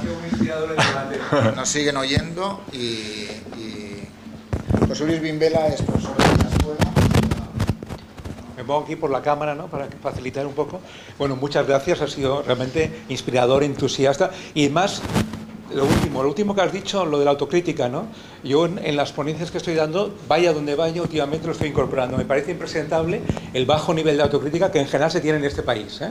Todos, la ciudadanía también, ¿eh? Entonces me parece excelente lo que digas, porque sin autocrítica no vamos a ningún lado, ¿eh? Cuando en las escuelas de negocios te dicen aquello de talentos son 10.000 horas de práctica, digo, un momento, con autocrítica. Porque todos conocemos gente que lleva 20.000 y no ha mejorado ni esto, ¿eh? Al contrario. Por lo tanto, excelente que me hayas dado este. Bien, yo quería comentar a raíz de lo que iba saliendo, quizá también, porque claro, en esta escuela hicimos también nuestros clientes, ¿no?, los alumnos, gestores, profesionales, y tuvimos que hacer también, y estábamos también en estos procesos, ¿no? Yo mismo confieso, que me decía que yo confieso, ¿no?, que soy una persona que básicamente he sido un docente presencial, ¿no?, que me gusta pues tener cerca al alumno, mirarlo, acercarme, ¿no?, ver el efecto inmediato. Para mí, yo era muy escéptico con lo virtual, muy escéptico, ¿no? Bueno, pues, ¿cómo han sido las cosas? Que hace poco hice una conferencia aquí interna dentro de un proyecto precioso que es de innovación docente, que se llama IDEO, aquí en esta escuela, y se titulaba la conferencia, bueno, la discusión, innovación docente, lo titulé del escepticismo al entusiasmo, ¿no? Yo soy un entusiasta de la docencia virtual, ¿no? El 85%, el 90% de mis cursos ahora son virtuales. ¿Qué es lo que me ayudó a salir de porque claro, yo me agobiaba con esto, decir, hago una nueva, ¿no?, una aplicación nueva. Yo me acuerdo que iba, ¿y eso qué? Claro, me agobiaba. Entonces dijo, a ver. Entonces me fue muy bien recordar lo que siempre hemos trabajado con Adela Cortina y otros éticos, ¿no? La idea aquella famosa de las manos, ¿no?, que es recordarnos cuál es de verdad nuestro objetivo, a qué nos dedicamos y a quién nos dedicamos, ¿no? En este caso, nosotros aquí dijimos, aquí en la Escuela Andaluza de Salud Pública nos dedicamos a formar. Por tanto, objetivo clave es que el alumno, la alumna aprenda, ¿no? Eso me ayudó muchísimo, ¿no? O sea, me recordó que una cosa son los medios y la cacharrería, la que sea, y luego el objetivo, ¿no? Y entonces eso me ha tranquilizado mucho. Entonces, he dado la vuelta a la tortilla, en el sentido de que he virtualizado todos mis cursos y además yo voy a nuestro fantástico equipo de informáticos que tenemos en la escuela y les digo, mira, se me ha ocurrido esto para facilitar los aprendizajes individuales o grupales. Oye, ¿qué hay de esto, no? Es decir, no soy yo yo soy el que decido qué puedo necesitar para cumplir mi objetivo, no a ver qué hay en el mercado y yo me adaptaré el instrumento. Chico, no. Entonces, en ese sentido, yo creo que esta reflexión pensaba que también podía ser útil, ¿no? ¿A qué os dedicáis, ¿no? ¿A quién os dedicáis? Y eso también nos ayuda a relajarnos un poco en ese sentido, ¿no?, de lo que es medios y lo que es el fin. Entonces, finalmente, ante mi sorpresa inicial, hemos conseguido que los alumnos y alumnas aprendan, es decir, la calidad del producto que nos entregan es equivalente a la que conseguimos presencialmente, y B, que para mí era clave y para mí era que era lo más difícil, que es que el alumno se entusiasma. Conseguimos que se entusiasme virtualmente, en cursos 100% virtuales. Pues ¿cómo? Cuidando mucho, que trabajamos todo el tema que decías de la accesibilidad, los foros, ¿no? ¿Qué decimos y cómo decimos, ¿no? Recordar que el gran Albert Jubella decía, la tecnología más punta es la comunicación humana. Y aquí tuvimos un debate respecto a si en los cursos virtuales el trato había que evaluarlo. ¿Cómo no? ¿Cómo no vas? Pero hubo esa duda, ¿no? Lo virtual, no, pero lo virtual, por tanto, cuidamos mucho cómo mandamos cada mensaje, cómo es la bienvenida y el cierre de cada uno de los mensajes. Utilizamos el famoso PGP que tanto nos gusta a Joan Carles y a mí, ¿no? Por favor, gracias. Perdón, ¿eh? Entonces, todo eso es clave. Y en ese sentido, creo que eso nos ayuda a conseguir también que el alumno o el otro, el cliente, se entusiasme, ¿no? Y el tema de la accesibilidad, lo que más valora, ya con esto acabo, lo que más valoran también realmente los alumnos es esa accesibilidad que, ojo, ligándolo con la atención sanitaria, ya demostró Ramón Vallés hace mucho tiempo que una de las cosas que más sufrimiento provoca en el paciente es la incertidumbre, ¿no? Porque un minuto dura distinto en el hospital o en el centro de salud y el que está esperando, ¿no? Y eso yo creo que también, una cosa que valora siempre mucho los alumnos es, oye, me han dado respuesta pues el fin de semana o tal. Yo sé que cuando tengo un curso virtual estoy de guardia, es así, ¿no? Porque claro, no puedo, una persona que se pone a hacerlo el fin de semana no puede decir, no, espera al lunes a las 8, ¿no? Pues hay que estar atento, ¿no? Muchísimas gracias por vuestro... Muchas gracias. ¿Alguna palabra más? ¿Alguien que quiera...? ¿Te presentas, por favor? Y así, muchas gracias. Enhorabuena, porque también pienso que ha sido un diálogo magnífico. Yo solo quería apuntar dos... ¿Te presentas? Ah, sí, perdón. Yo soy Laura, soy enfermera, soy matrona, un poco friki de estas cosas también y, bueno, ando también por blogs y demás. A mí me parece que el gran reto que tenemos en todo esto, que ya se ha un poco hablado, es cómo conseguir que las páginas que tienen calidad y a las cuales recomendaríamos, si supiéramos las páginas que tenemos que recomendar, estén bien posicionadas, porque no jugamos con las mismas reglas. Es que pretendemos que las pacientes o los pacientes busquen en el mundo online y estamos escondidos. Es que eso es claro que tú decías, ¿no? La gente pregunta el primero que ve. Viene gente y dice, es que le he preguntado, me han dicho que, ¿quién te ha dicho? Pues mi frutera. La gente pregunta el primero que ve y luego quiere corroborar la información con un profesional. Entonces, si la gente en internet lo que hace es buscar y quedarse con lo primero que ve, o tiene dónde comparar y dónde consultar esa información de modo fiable, y estamos escondidos, las páginas están escondidas, entonces no jugamos a las mismas normas, ¿no? Tenemos que tener en cuenta el posicionamiento, los buscadores, eso pienso yo, ¿no? Y en eso para mí, digo, déjame contestarte, sí. Para mí es un elemento clave, ¿eh?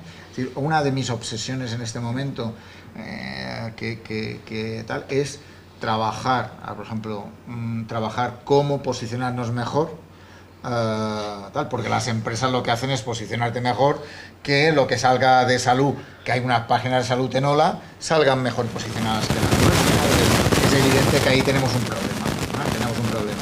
¿Por qué? Porque donde iré es al primero que encontraré, que a veces no es totalmente fiable, pero como me lo encontré el primero, le pregunto, ¿no? Y ahí está esa dificultad del primero, que me encuentro con el primero que debería encontrarme, ¿no? Que sería bueno encontrarme, sería bueno encontrarme, ¿no? Perdón. En mi caso, por ejemplo, no es por... pero... o sea, puedes tener una página que no tenga muchos sellos, porque al final y al cabo los sellos se compran, que esa es la realidad que tenemos. Entonces tenemos muchos sellos, pero si te pagas por tener eso, ¿qué fiabilidad tiene, no? Realmente algunas páginas se posicionan bien porque sirven a mucha gente y las visita mucha gente, y también hay que tenerlo en cuenta. A lo mejor sí que está bien, a lo mejor sí que está ahí en primer lugar por algo, ¿no? Pero bueno, y luego en segundo lugar, un poco también al hilo de arreglar cosas del futuro que tenemos en el pasado, o sea, ¿qué interés tienen los profesionales sanitarios en toda esta temática? Cuando realmente tenemos una buena comunicación offline en la consulta para que un profesional y un paciente digan, ostras, pues yo me mereces tu confianza, o vamos a tener una conversación offline si no la tenemos en la consulta, si tenemos profesionales sanitarios de sustituciones cambiando cada día, ni los propios pacientes confían en que haya siempre su misma enfermera, su mismo médico. Es decir, que estamos queriendo arreglar algo que hay que arreglar en el mundo digital, pero que tampoco tenemos solucionado en el mundo offline. Muchas gracias. Sí. Puedes comentar y le paso yo, no te preocupes. Ya. Vale. ¿Tu nombre cómo era? Laura.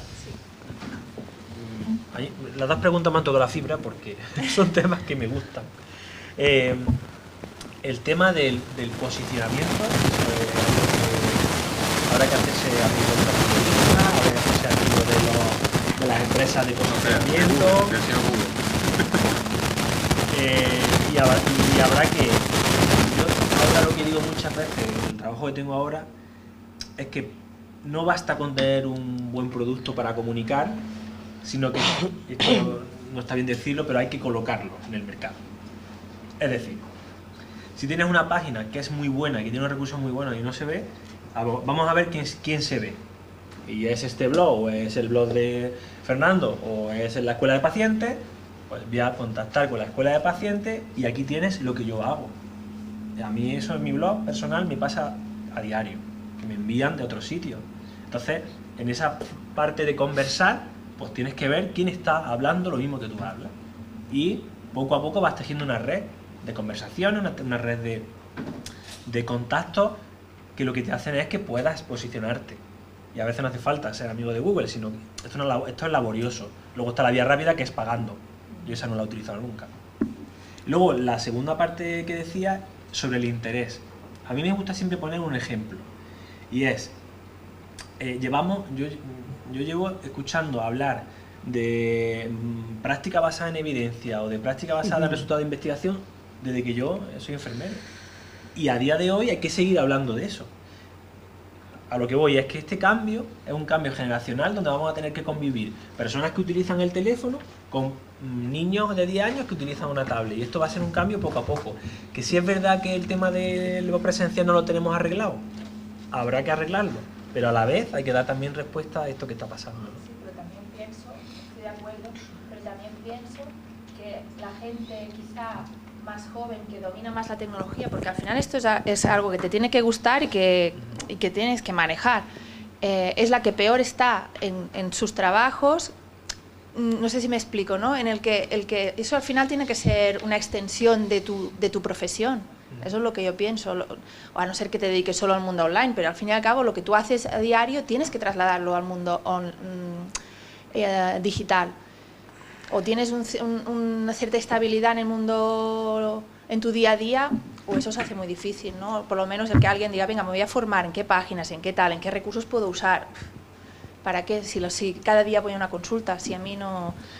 Por ejemplo, ¿no? Esto va a ser, ya por terminar, que la verdad es que esto daría para mucho, esto no es una tarea que tenga que ser exclusivamente nuestra, como profesionales también es una tarea que tiene que ser por parte de nuestras organizaciones, y llegará un momento donde, Laura, tú, que no va a estar muy lejos, donde tú vas a tener una agenda presencial de 6 horas y donde tendrás una que será virtual, y eso progresivamente, conforme pase el tiempo, va a ser así. Yo estoy seguro. Aún así, hay una cosa que me parece importante, lo que decía Laura me parece fundamental, pero yo a residentes que han terminado la especialidad en medicina de familia y que saben que le esperan durante 1 año, 2, 3, contratos cortos, incluso esto que un día pasa una consulta, mañana otra, y dice, es que yo médico de familia no voy a poder ser hasta que tenga mi cupo. Y digo, te estás equivocando, Digo, tú puedes ser un gran médico de familia ese día. Estamos de acuerdo, entendemos que lo suyo es la continuidad. Pero ese paciente que entra por la puerta ese día, entra ese día y lo tengo yo delante. Y con ese puede ser un gran médico de familia, y a veces que se alegrará mucho de que ese día su médico no pudo venir, pero hubo una persona que le atendió y que... Entonces creo que en este sentido las dificultades son las que son. Pero creo que tenemos que el día que estemos estar a tope, ¿no? Y usando la herramienta online también. Creo, por supuesto, que el directo hay que trabajarlo, ¿no? Y bueno, yo creo que aquello de mirar a los ojos de tus pacientes, en lo que significa mirar a los ojos de tus pacientes, hay que trabajarlo mucho más, ¿no? Pero creo que el día que nos sentamos, aunque esté con un contrato y cada día pase una consulta, ese día tengo que aprovecharlo. Y es verdad que, hombre, empezar una relación por WhatsApp con unos pacientes que va a haber un día no da lugar, ¿no? Pero a lo mejor sí recetarle páginas fiables, ¿no? Y yo acerca del tema del posicionamiento, fíjate, si consiguiéramos ese recurso en el que dejemos ya todos de cada uno tener nuestro propio blog, que me parece muy bien, que nos sentimos muy realizados, pero tener el blog, o sea, el recurso, donde todos volcamos esa información, donde hay unos filtros, a lo mejor entre todos podemos poner un dinerillo y pagarle a Google que salga el primero siempre, porque todos queremos que salga ese. Y ahí, por aquello de esa cosilla de que tenemos nuestro blog, pues como ese artículo que se ha puesto en ese gran lugar es mío, voy citado, pues ya alguno picará y se vendrá el mío para esta historia en mi blog. 122.000 visitas o 300 más, que me parece muy bien, y esto pues está estupendo, ¿no? Pero si el fin final es que la información llegue, si somos capaces de ponernos de acuerdo en tener 1 o 2 páginas un repositorio bueno en el que todos sumemos. Primero, va a tener muchas visitas y acabará bien posicionado. Pero es que si hay uno solo, oye, igual podemos pedirle a la gran empresa, oye, colabora un poquito con esto y dile a Google que nos ponga ahí arriba un poquito, ¿no? Para que esto funcione y que realmente le demos valor, ¿no? O sea que, pero claro, es imposible, ¿no? Si son tantísimos quizá, ¿no? Tenemos varios comentarios que sigue Herminia enviándonos. Tú querías comentar. Preséntate, por favor. Bien, gracias. Mi nombre es Bárbara, yo soy fisioterapeuta en Brasil, entonces yo voy a hacer comentarios acerca de que vivo en mi país. Es mundial, como veis, no estaba ensayado, pero es mundial. Y como profesional, yo siento, como tú dijiste, es que la gran parte de mis compañeros siente como desafiados cuando el paciente... Ah, mira, doctor, yo sé acerca de eso, yo vi en Google y ya salen como haciendo bromas, ¿no?, con el paciente porque vieron en Google. No sé si... ¿Sí? ¿Puede ser? Sí. Yo hablo No puede ser porque no te oye. Ven que se venga aquí a la mesa, que se venga ahí, vente ahí a la silla y claro, no. El que toca se viene a esta silla, sí, o esto. ¿No? Sí. Brasil viene a Granada, esto está. En el verano, sí. Entonces, y eso yo veo como un problema muy difícil porque mientras el profesional ve al paciente como alguien que está peleando con él por el saber, no se construye nada junto. Entonces es una forma de ver la cosa que hay que trabajar con los profesionales en su formación y todo. El otro lado es que gran parte de las informaciones, como dijeron acá también, pueden tener conflictos de interés, especialmente del mercado, que al menos en mi país tenemos un sistema nacional de salud, pero todo el tiempo está en choque con el mercado privado. Así que, por ejemplo, siempre hay un medicamento nuevo, una técnica nueva que no se incorpora fácilmente al sistema, pero está en los primeros sitios de Google y ahí cuando uno mira, pero mi incapacidad, mi discapacidad, mi enfermedad puede mejorar con eso. Y ya va el médico de familia en el sistema público, pero no tenemos esa tecnología, pero eso es una técnica, no es la única. Pero a veces la persona no se queda suficientemente tranquila con eso y judicializa el pedido porque viene en el sitio y todo. Entonces es un peligro del conflicto de interés que para mí es muy, muy grande frente al desafío que es desarrollar el sistema de salud público.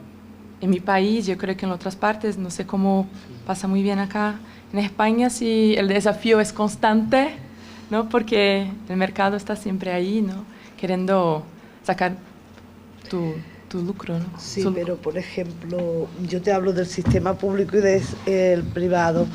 En España, y en el caso de un enfermo crónico, los privados no te aceptan, porque no somos negocios, y para ellos la sanidad es un negocio. Entonces, yo intenté con 22 años hacerme de Asisa, de la sanidad, nadie me aceptó, porque mi enfermedad ya era patente y latente. Entonces, o sea que gracias al sistema público que tenemos, estoy yo como estoy. Entonces, ver la salud como un derecho y como que las técnicas, y todo lo que se parece como novedad es como más una opción y no la única. Creo que eso es súper importante en ese medio del web.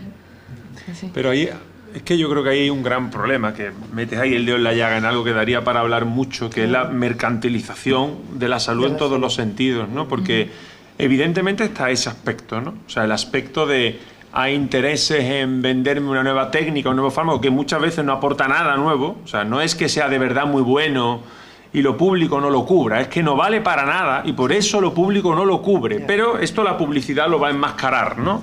Y como además se va a posicionar bien en Google, ¿no? Porque además el nombre que le van a poner es para que se posicione lo que me va a curar el cáncer.com. Le vamos a una dirección así, que claro, todo el que busque quiero curar mi cáncer, pues le va a salir esto lo primero, porque se hacen direcciones web específicas solo para una pastilla. O sea, frente a este tema de marketing, lo que tenemos que intentar es salir y tenemos que convencernos de que no podemos hacer salud en nuestras consultas, ¿no? Yo llevo mucho tiempo defendiendo que no podemos quejarnos de que en diversos medios de comunicación, que en la publicidad se den mensajes de salud que no nos gustan. Oye, pues nos toca jugar a esa regla y por eso creo que es tan importante que utilicemos los canales. Esas páginas se las van a encontrar. Lo importante es que se encuentren una alternativa para que por lo menos lo pongan en duda y que ante la duda desempaten con un profesional que les dé confianza y que les ayude a orientar en ese sentido. Pero es verdad que cuando la salud interfiere con el negocio, ya lo hemos apuntado antes, ¿no? Que solo puede perder una persona, que es el paciente, ¿no? Sí, ahí entra yo creo en juego la responsabilidad por parte tanto del profesional como de los pacientes a la hora de utilizar y de dejarse llevar un poco por estos intereses. Y luego la confianza, que también hablábamos antes, o sea, que tú realmente tengas un profesional de confianza y que ese profesional se preste a esa conversación para que realmente se pueda jugar también, juegue ese factor y no se quede todo en lo que tú ves en Google conforme te aparece la primera página, ¿no?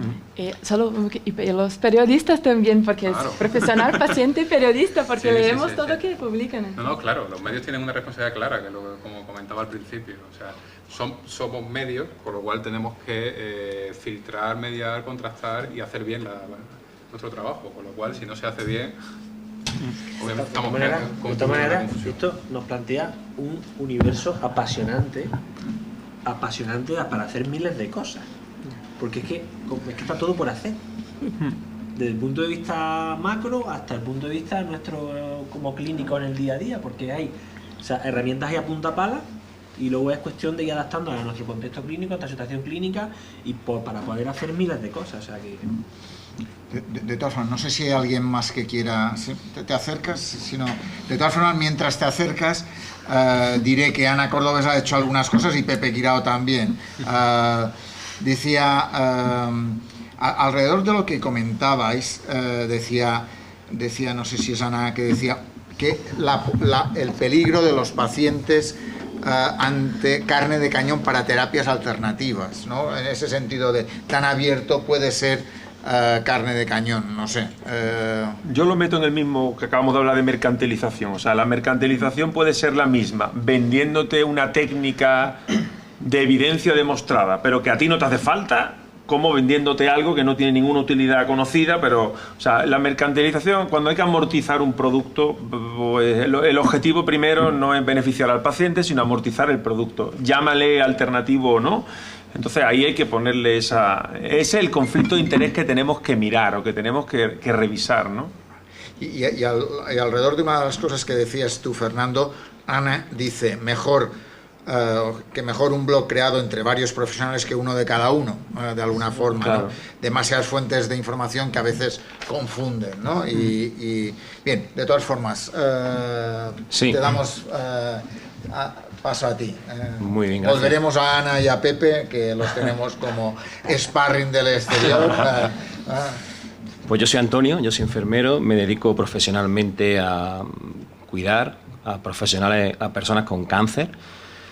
Casi siempre he estado en proceso final de vida y, bueno, aunque también sin duda en procesos de diagnóstico reciente. A mí me llama la atención cómo precisamente en este proceso, aquí ha salido uno de los motivos posiblemente de más consultas, no lo sé, igual estoy aventurando, puede ser situaciones como las de diagnóstico cáncer, ¿no?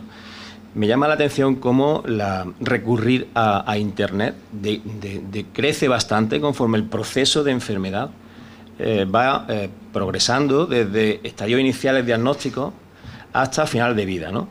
Y esto habría que analizarlo. No sé si es que ya está suficientemente informado o porque aporto algo, no sé si puede ser enriquecedor o no. Desde mi punto de vista, sin duda Internet informa, sin duda Internet conecta. Yo tengo mis dudas de que si Internet comunica. Realmente tengo mis serias dudas, ¿no? Partimos, por tanto, de una cuestión, y es que, desde mi punto de vista, Entiendo que bueno, pues la proliferación de Internet, no se pueden poner puertas al campo desde luego, pero sí es cierto que hay dos cuestiones que desde mi punto de vista serían también cuestiones creo que interesantes. Por un lado partimos de la relación terapéutica que todavía prevalece, que es la paternalista, y como mucho la relación modelo informativo, ¿no? Y sin duda en estas dos formas de relación terapéutica, Internet pues barre porque la persona nunca va a estar lo suficientemente bien informada, posiblemente, o desde un modelo paternalista, en donde sencillamente no se informa, se toman las decisiones por el otro, pues ahí hay unas reivindicaciones claras por parte de los pacientes, ¿no? De información. Y apunto, no sé si además la gente se informa más por estar informado o por el empoderamiento que supone y que significa estar informado. No sé si se me entiende, ¿no? Es decir, hay una reivindicación por parte de los pacientes en general de que ya es hora de que se nos deje ya de tratar pues como incapaces, ¿no?, de tomar decisiones, o como pues casi se infantiliza al paciente desde el modelo paternalista, ¿no? Y hay una reivindicación de que hasta aquí hemos llegado. Y ahora yo reivindico mi empoderamiento, y por supuesto el empoderamiento se consigue en gran medida a costa de estar informado, ¿no? Esto rompe y crea conflictos desde mi punto de vista en la relación terapéutica cuando todavía hay un paradigma paternalista o cuando todavía hay un paradigma meramente informativo. Y creo que es un problema importante porque hay que acabar en la comunicación.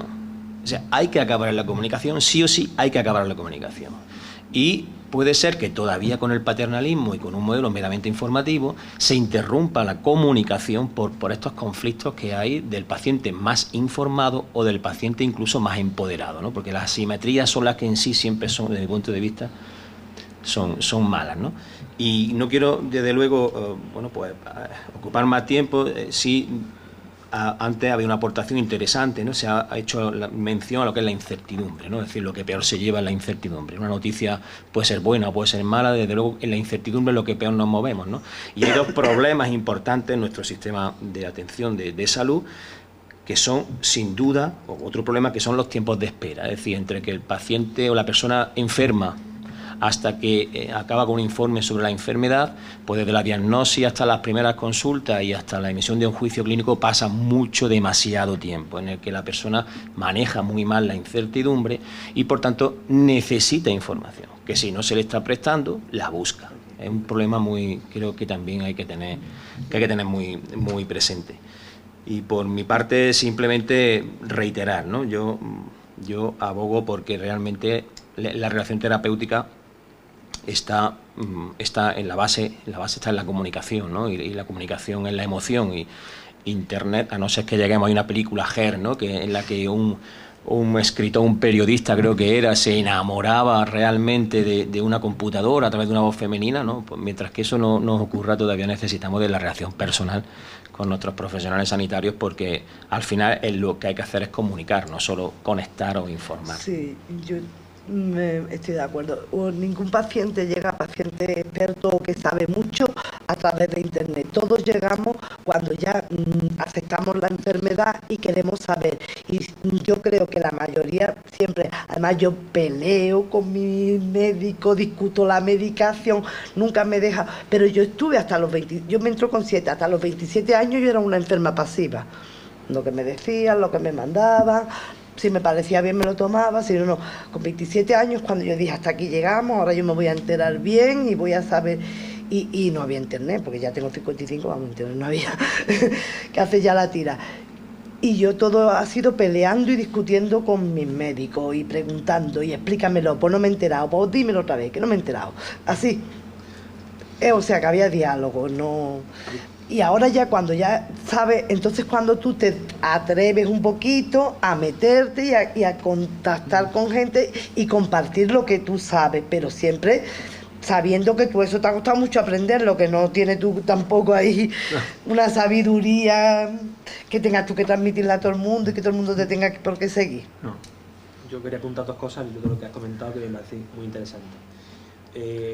Respecto de lo que comentabas de los pacientes que tú atiendes relacionados con el tema del cáncer, y que tú estabas viendo que conforme avanzaba la enfermedad se reducía el consumo de información.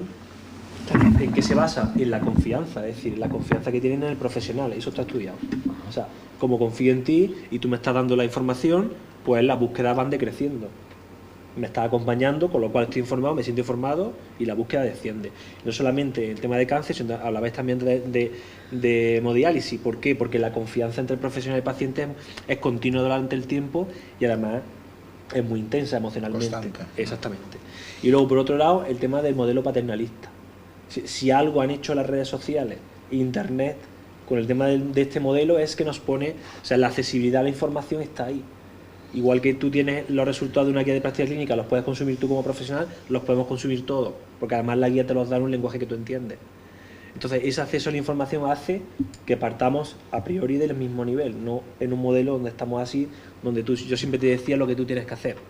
Y eso lo que hace es que decidamos juntos lo que queremos hacer, ¿no? Muy interesante. Dicho eso, yo que soy un convencido de eso y que creo que hay que romper el modelo paternalista, todo hay que adaptarlo a los pacientes. Hay pacientes que no quieren que los empodere y hay compañeros empeñados en empoderarlo, lo quiere dejar tranquilo.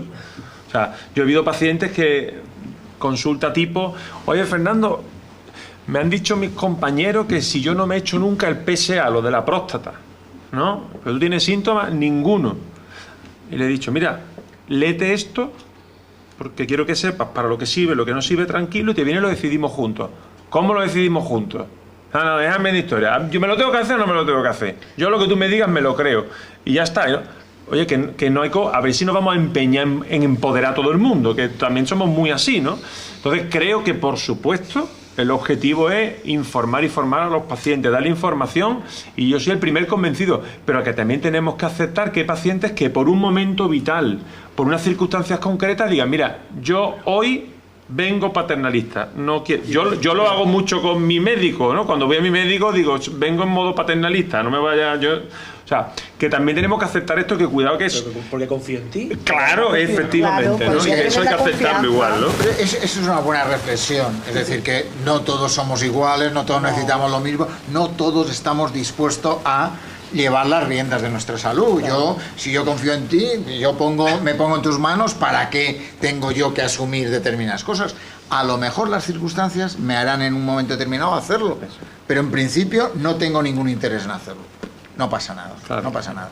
Y de alguna forma eso implica también entender al otro, que hablamos también de comunicación, como decía Antonio, y por tanto de empatía, de emociones, de entender al otro, ¿no? Y que de alguna forma es lo que pasa en este mundo tan complejo de las relaciones humanas, que no es más que eso de lo que estamos hablando, en un mundo más globalizado y más difícil, en el cual es más complicado. Laura quería añadir una algo. Pregunta quería haceros también, que se me ha olvidado antes. Gracias, Antonio.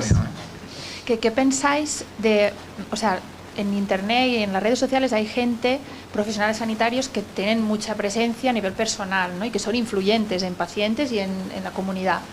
¿Qué pensáis de utilizar esas personas, que instituciones o que páginas así, pues bueno, pues, ¿no? más institucionales, utilicen esas personas o perfiles personales para llegar a la gente? Porque al final llegan mucho más que cuando alguien entra a una página web y no sabe quién hay detrás, ¿no? Y no crea mucha más desconfianza. ¿Cómo pensáis que se podrían utilizar? A por ellos. ¿Pero cómo, no? ¿De qué manera? Es decir...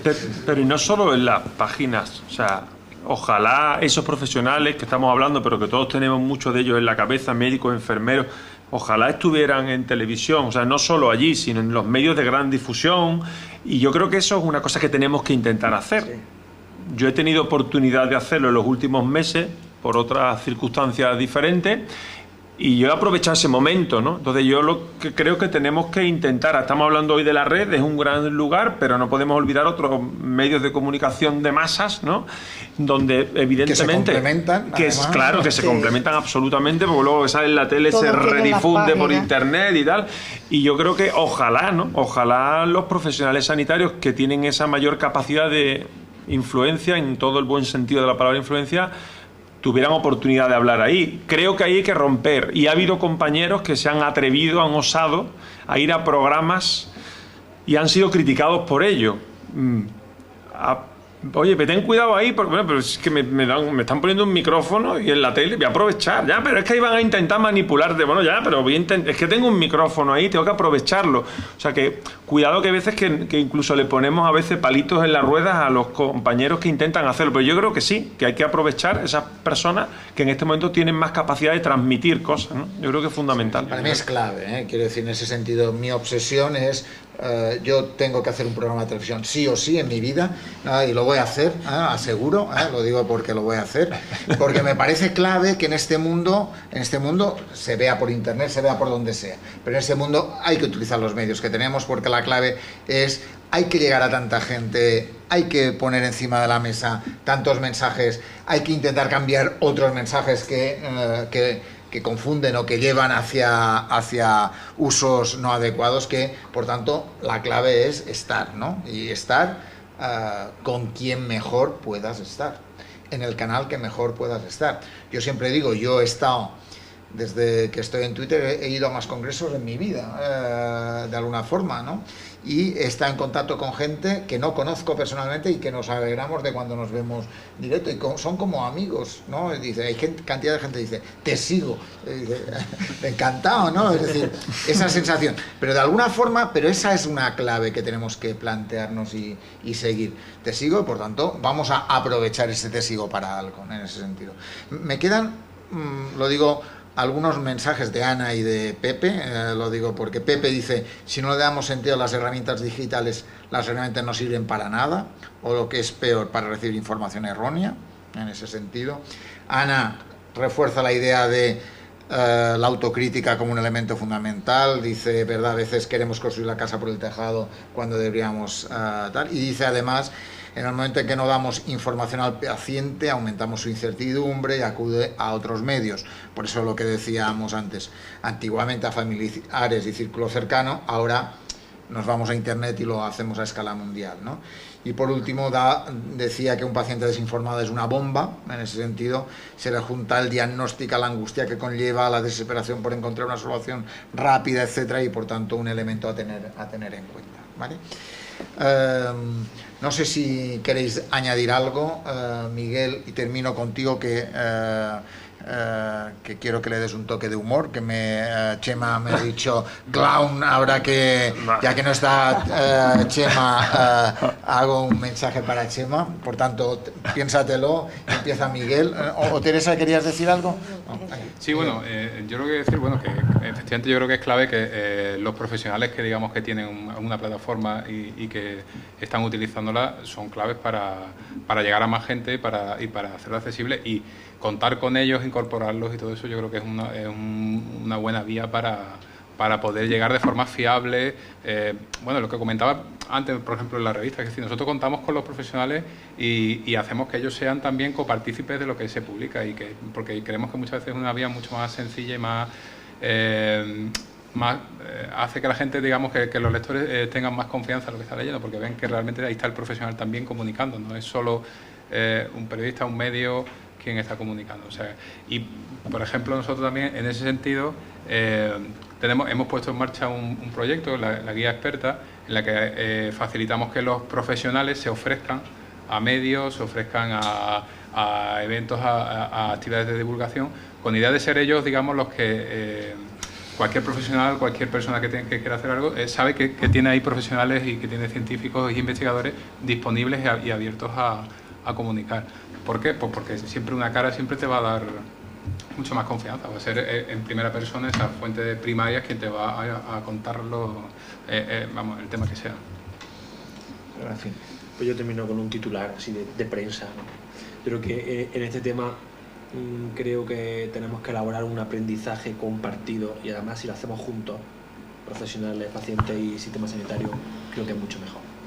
Por lo tanto, aprendamos entre todos, ¿no? Juntos mejor que separados. Encarni, ¿qué dirías para terminar tu intervención? Yo dar las gracias porque me inviten, y nada, que me ha gustado, me ha encantado la charla, y Pues sí, que hay que seguir en las redes porque no nos queda otra, ya este es el futuro, no para atrás no nos vamos a volver, ya hay que ir a avanzar. La enciclopedia se llama Internet. Exactamente. Pero busquemos las mejores. Que ¿no? sigo teniendo mi esposa.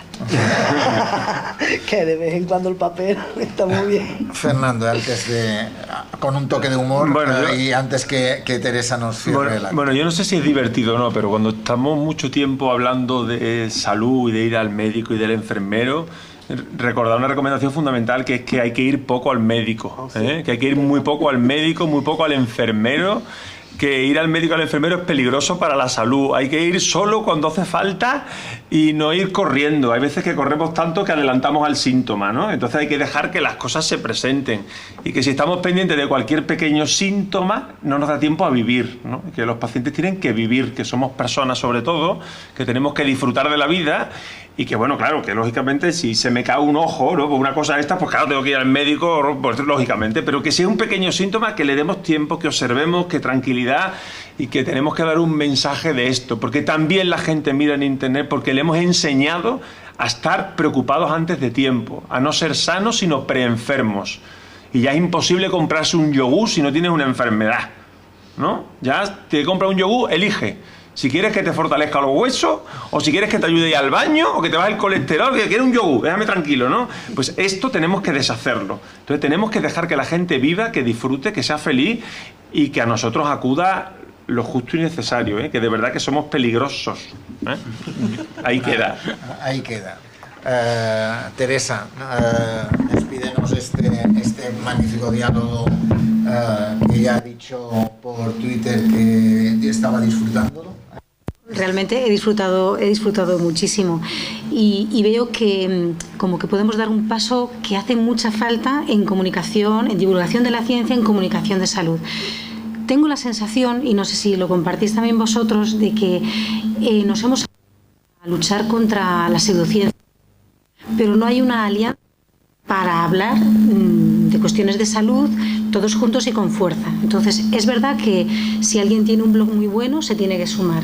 Si alguien tiene un programa muy bueno, se tiene que sumar. Y quizás sea el momento de ponernos a cocinar un proyecto compartido, que yo no sé si en el mundo lo van a hacer, pero en Andalucía probablemente lo debamos hacer y lo podemos hacer. Pues lo haremos. Muchas gracias, Teresa. Buena recomendación. Yo creo que hay que hacerlo, porque si sumamos, la clave es sumar, y en este caso, en este mundo, estamos para ayudarnos unos a otros, ¿no? Sumar y generar productos que en este caso seguro que puedan ser útiles para la ciudadanía de Andalucía y del mundo, porque si lo hacemos bien seguramente será bueno para unos y para otros. Muchas gracias a la Fundación Descubre, a Fernando, a Encarni, a Serafín y a Miguel, y a los que nos han seguido por internet, sobre todo a Pepe Guisado y a Ana Cordobés, a Herminia, que nos ha pasado, a Jesús y a Juan Antonio, que nos han filmado, y a todos los que habéis estado aquí por vuestras aportaciones y vuestra presencia. Muchas gracias.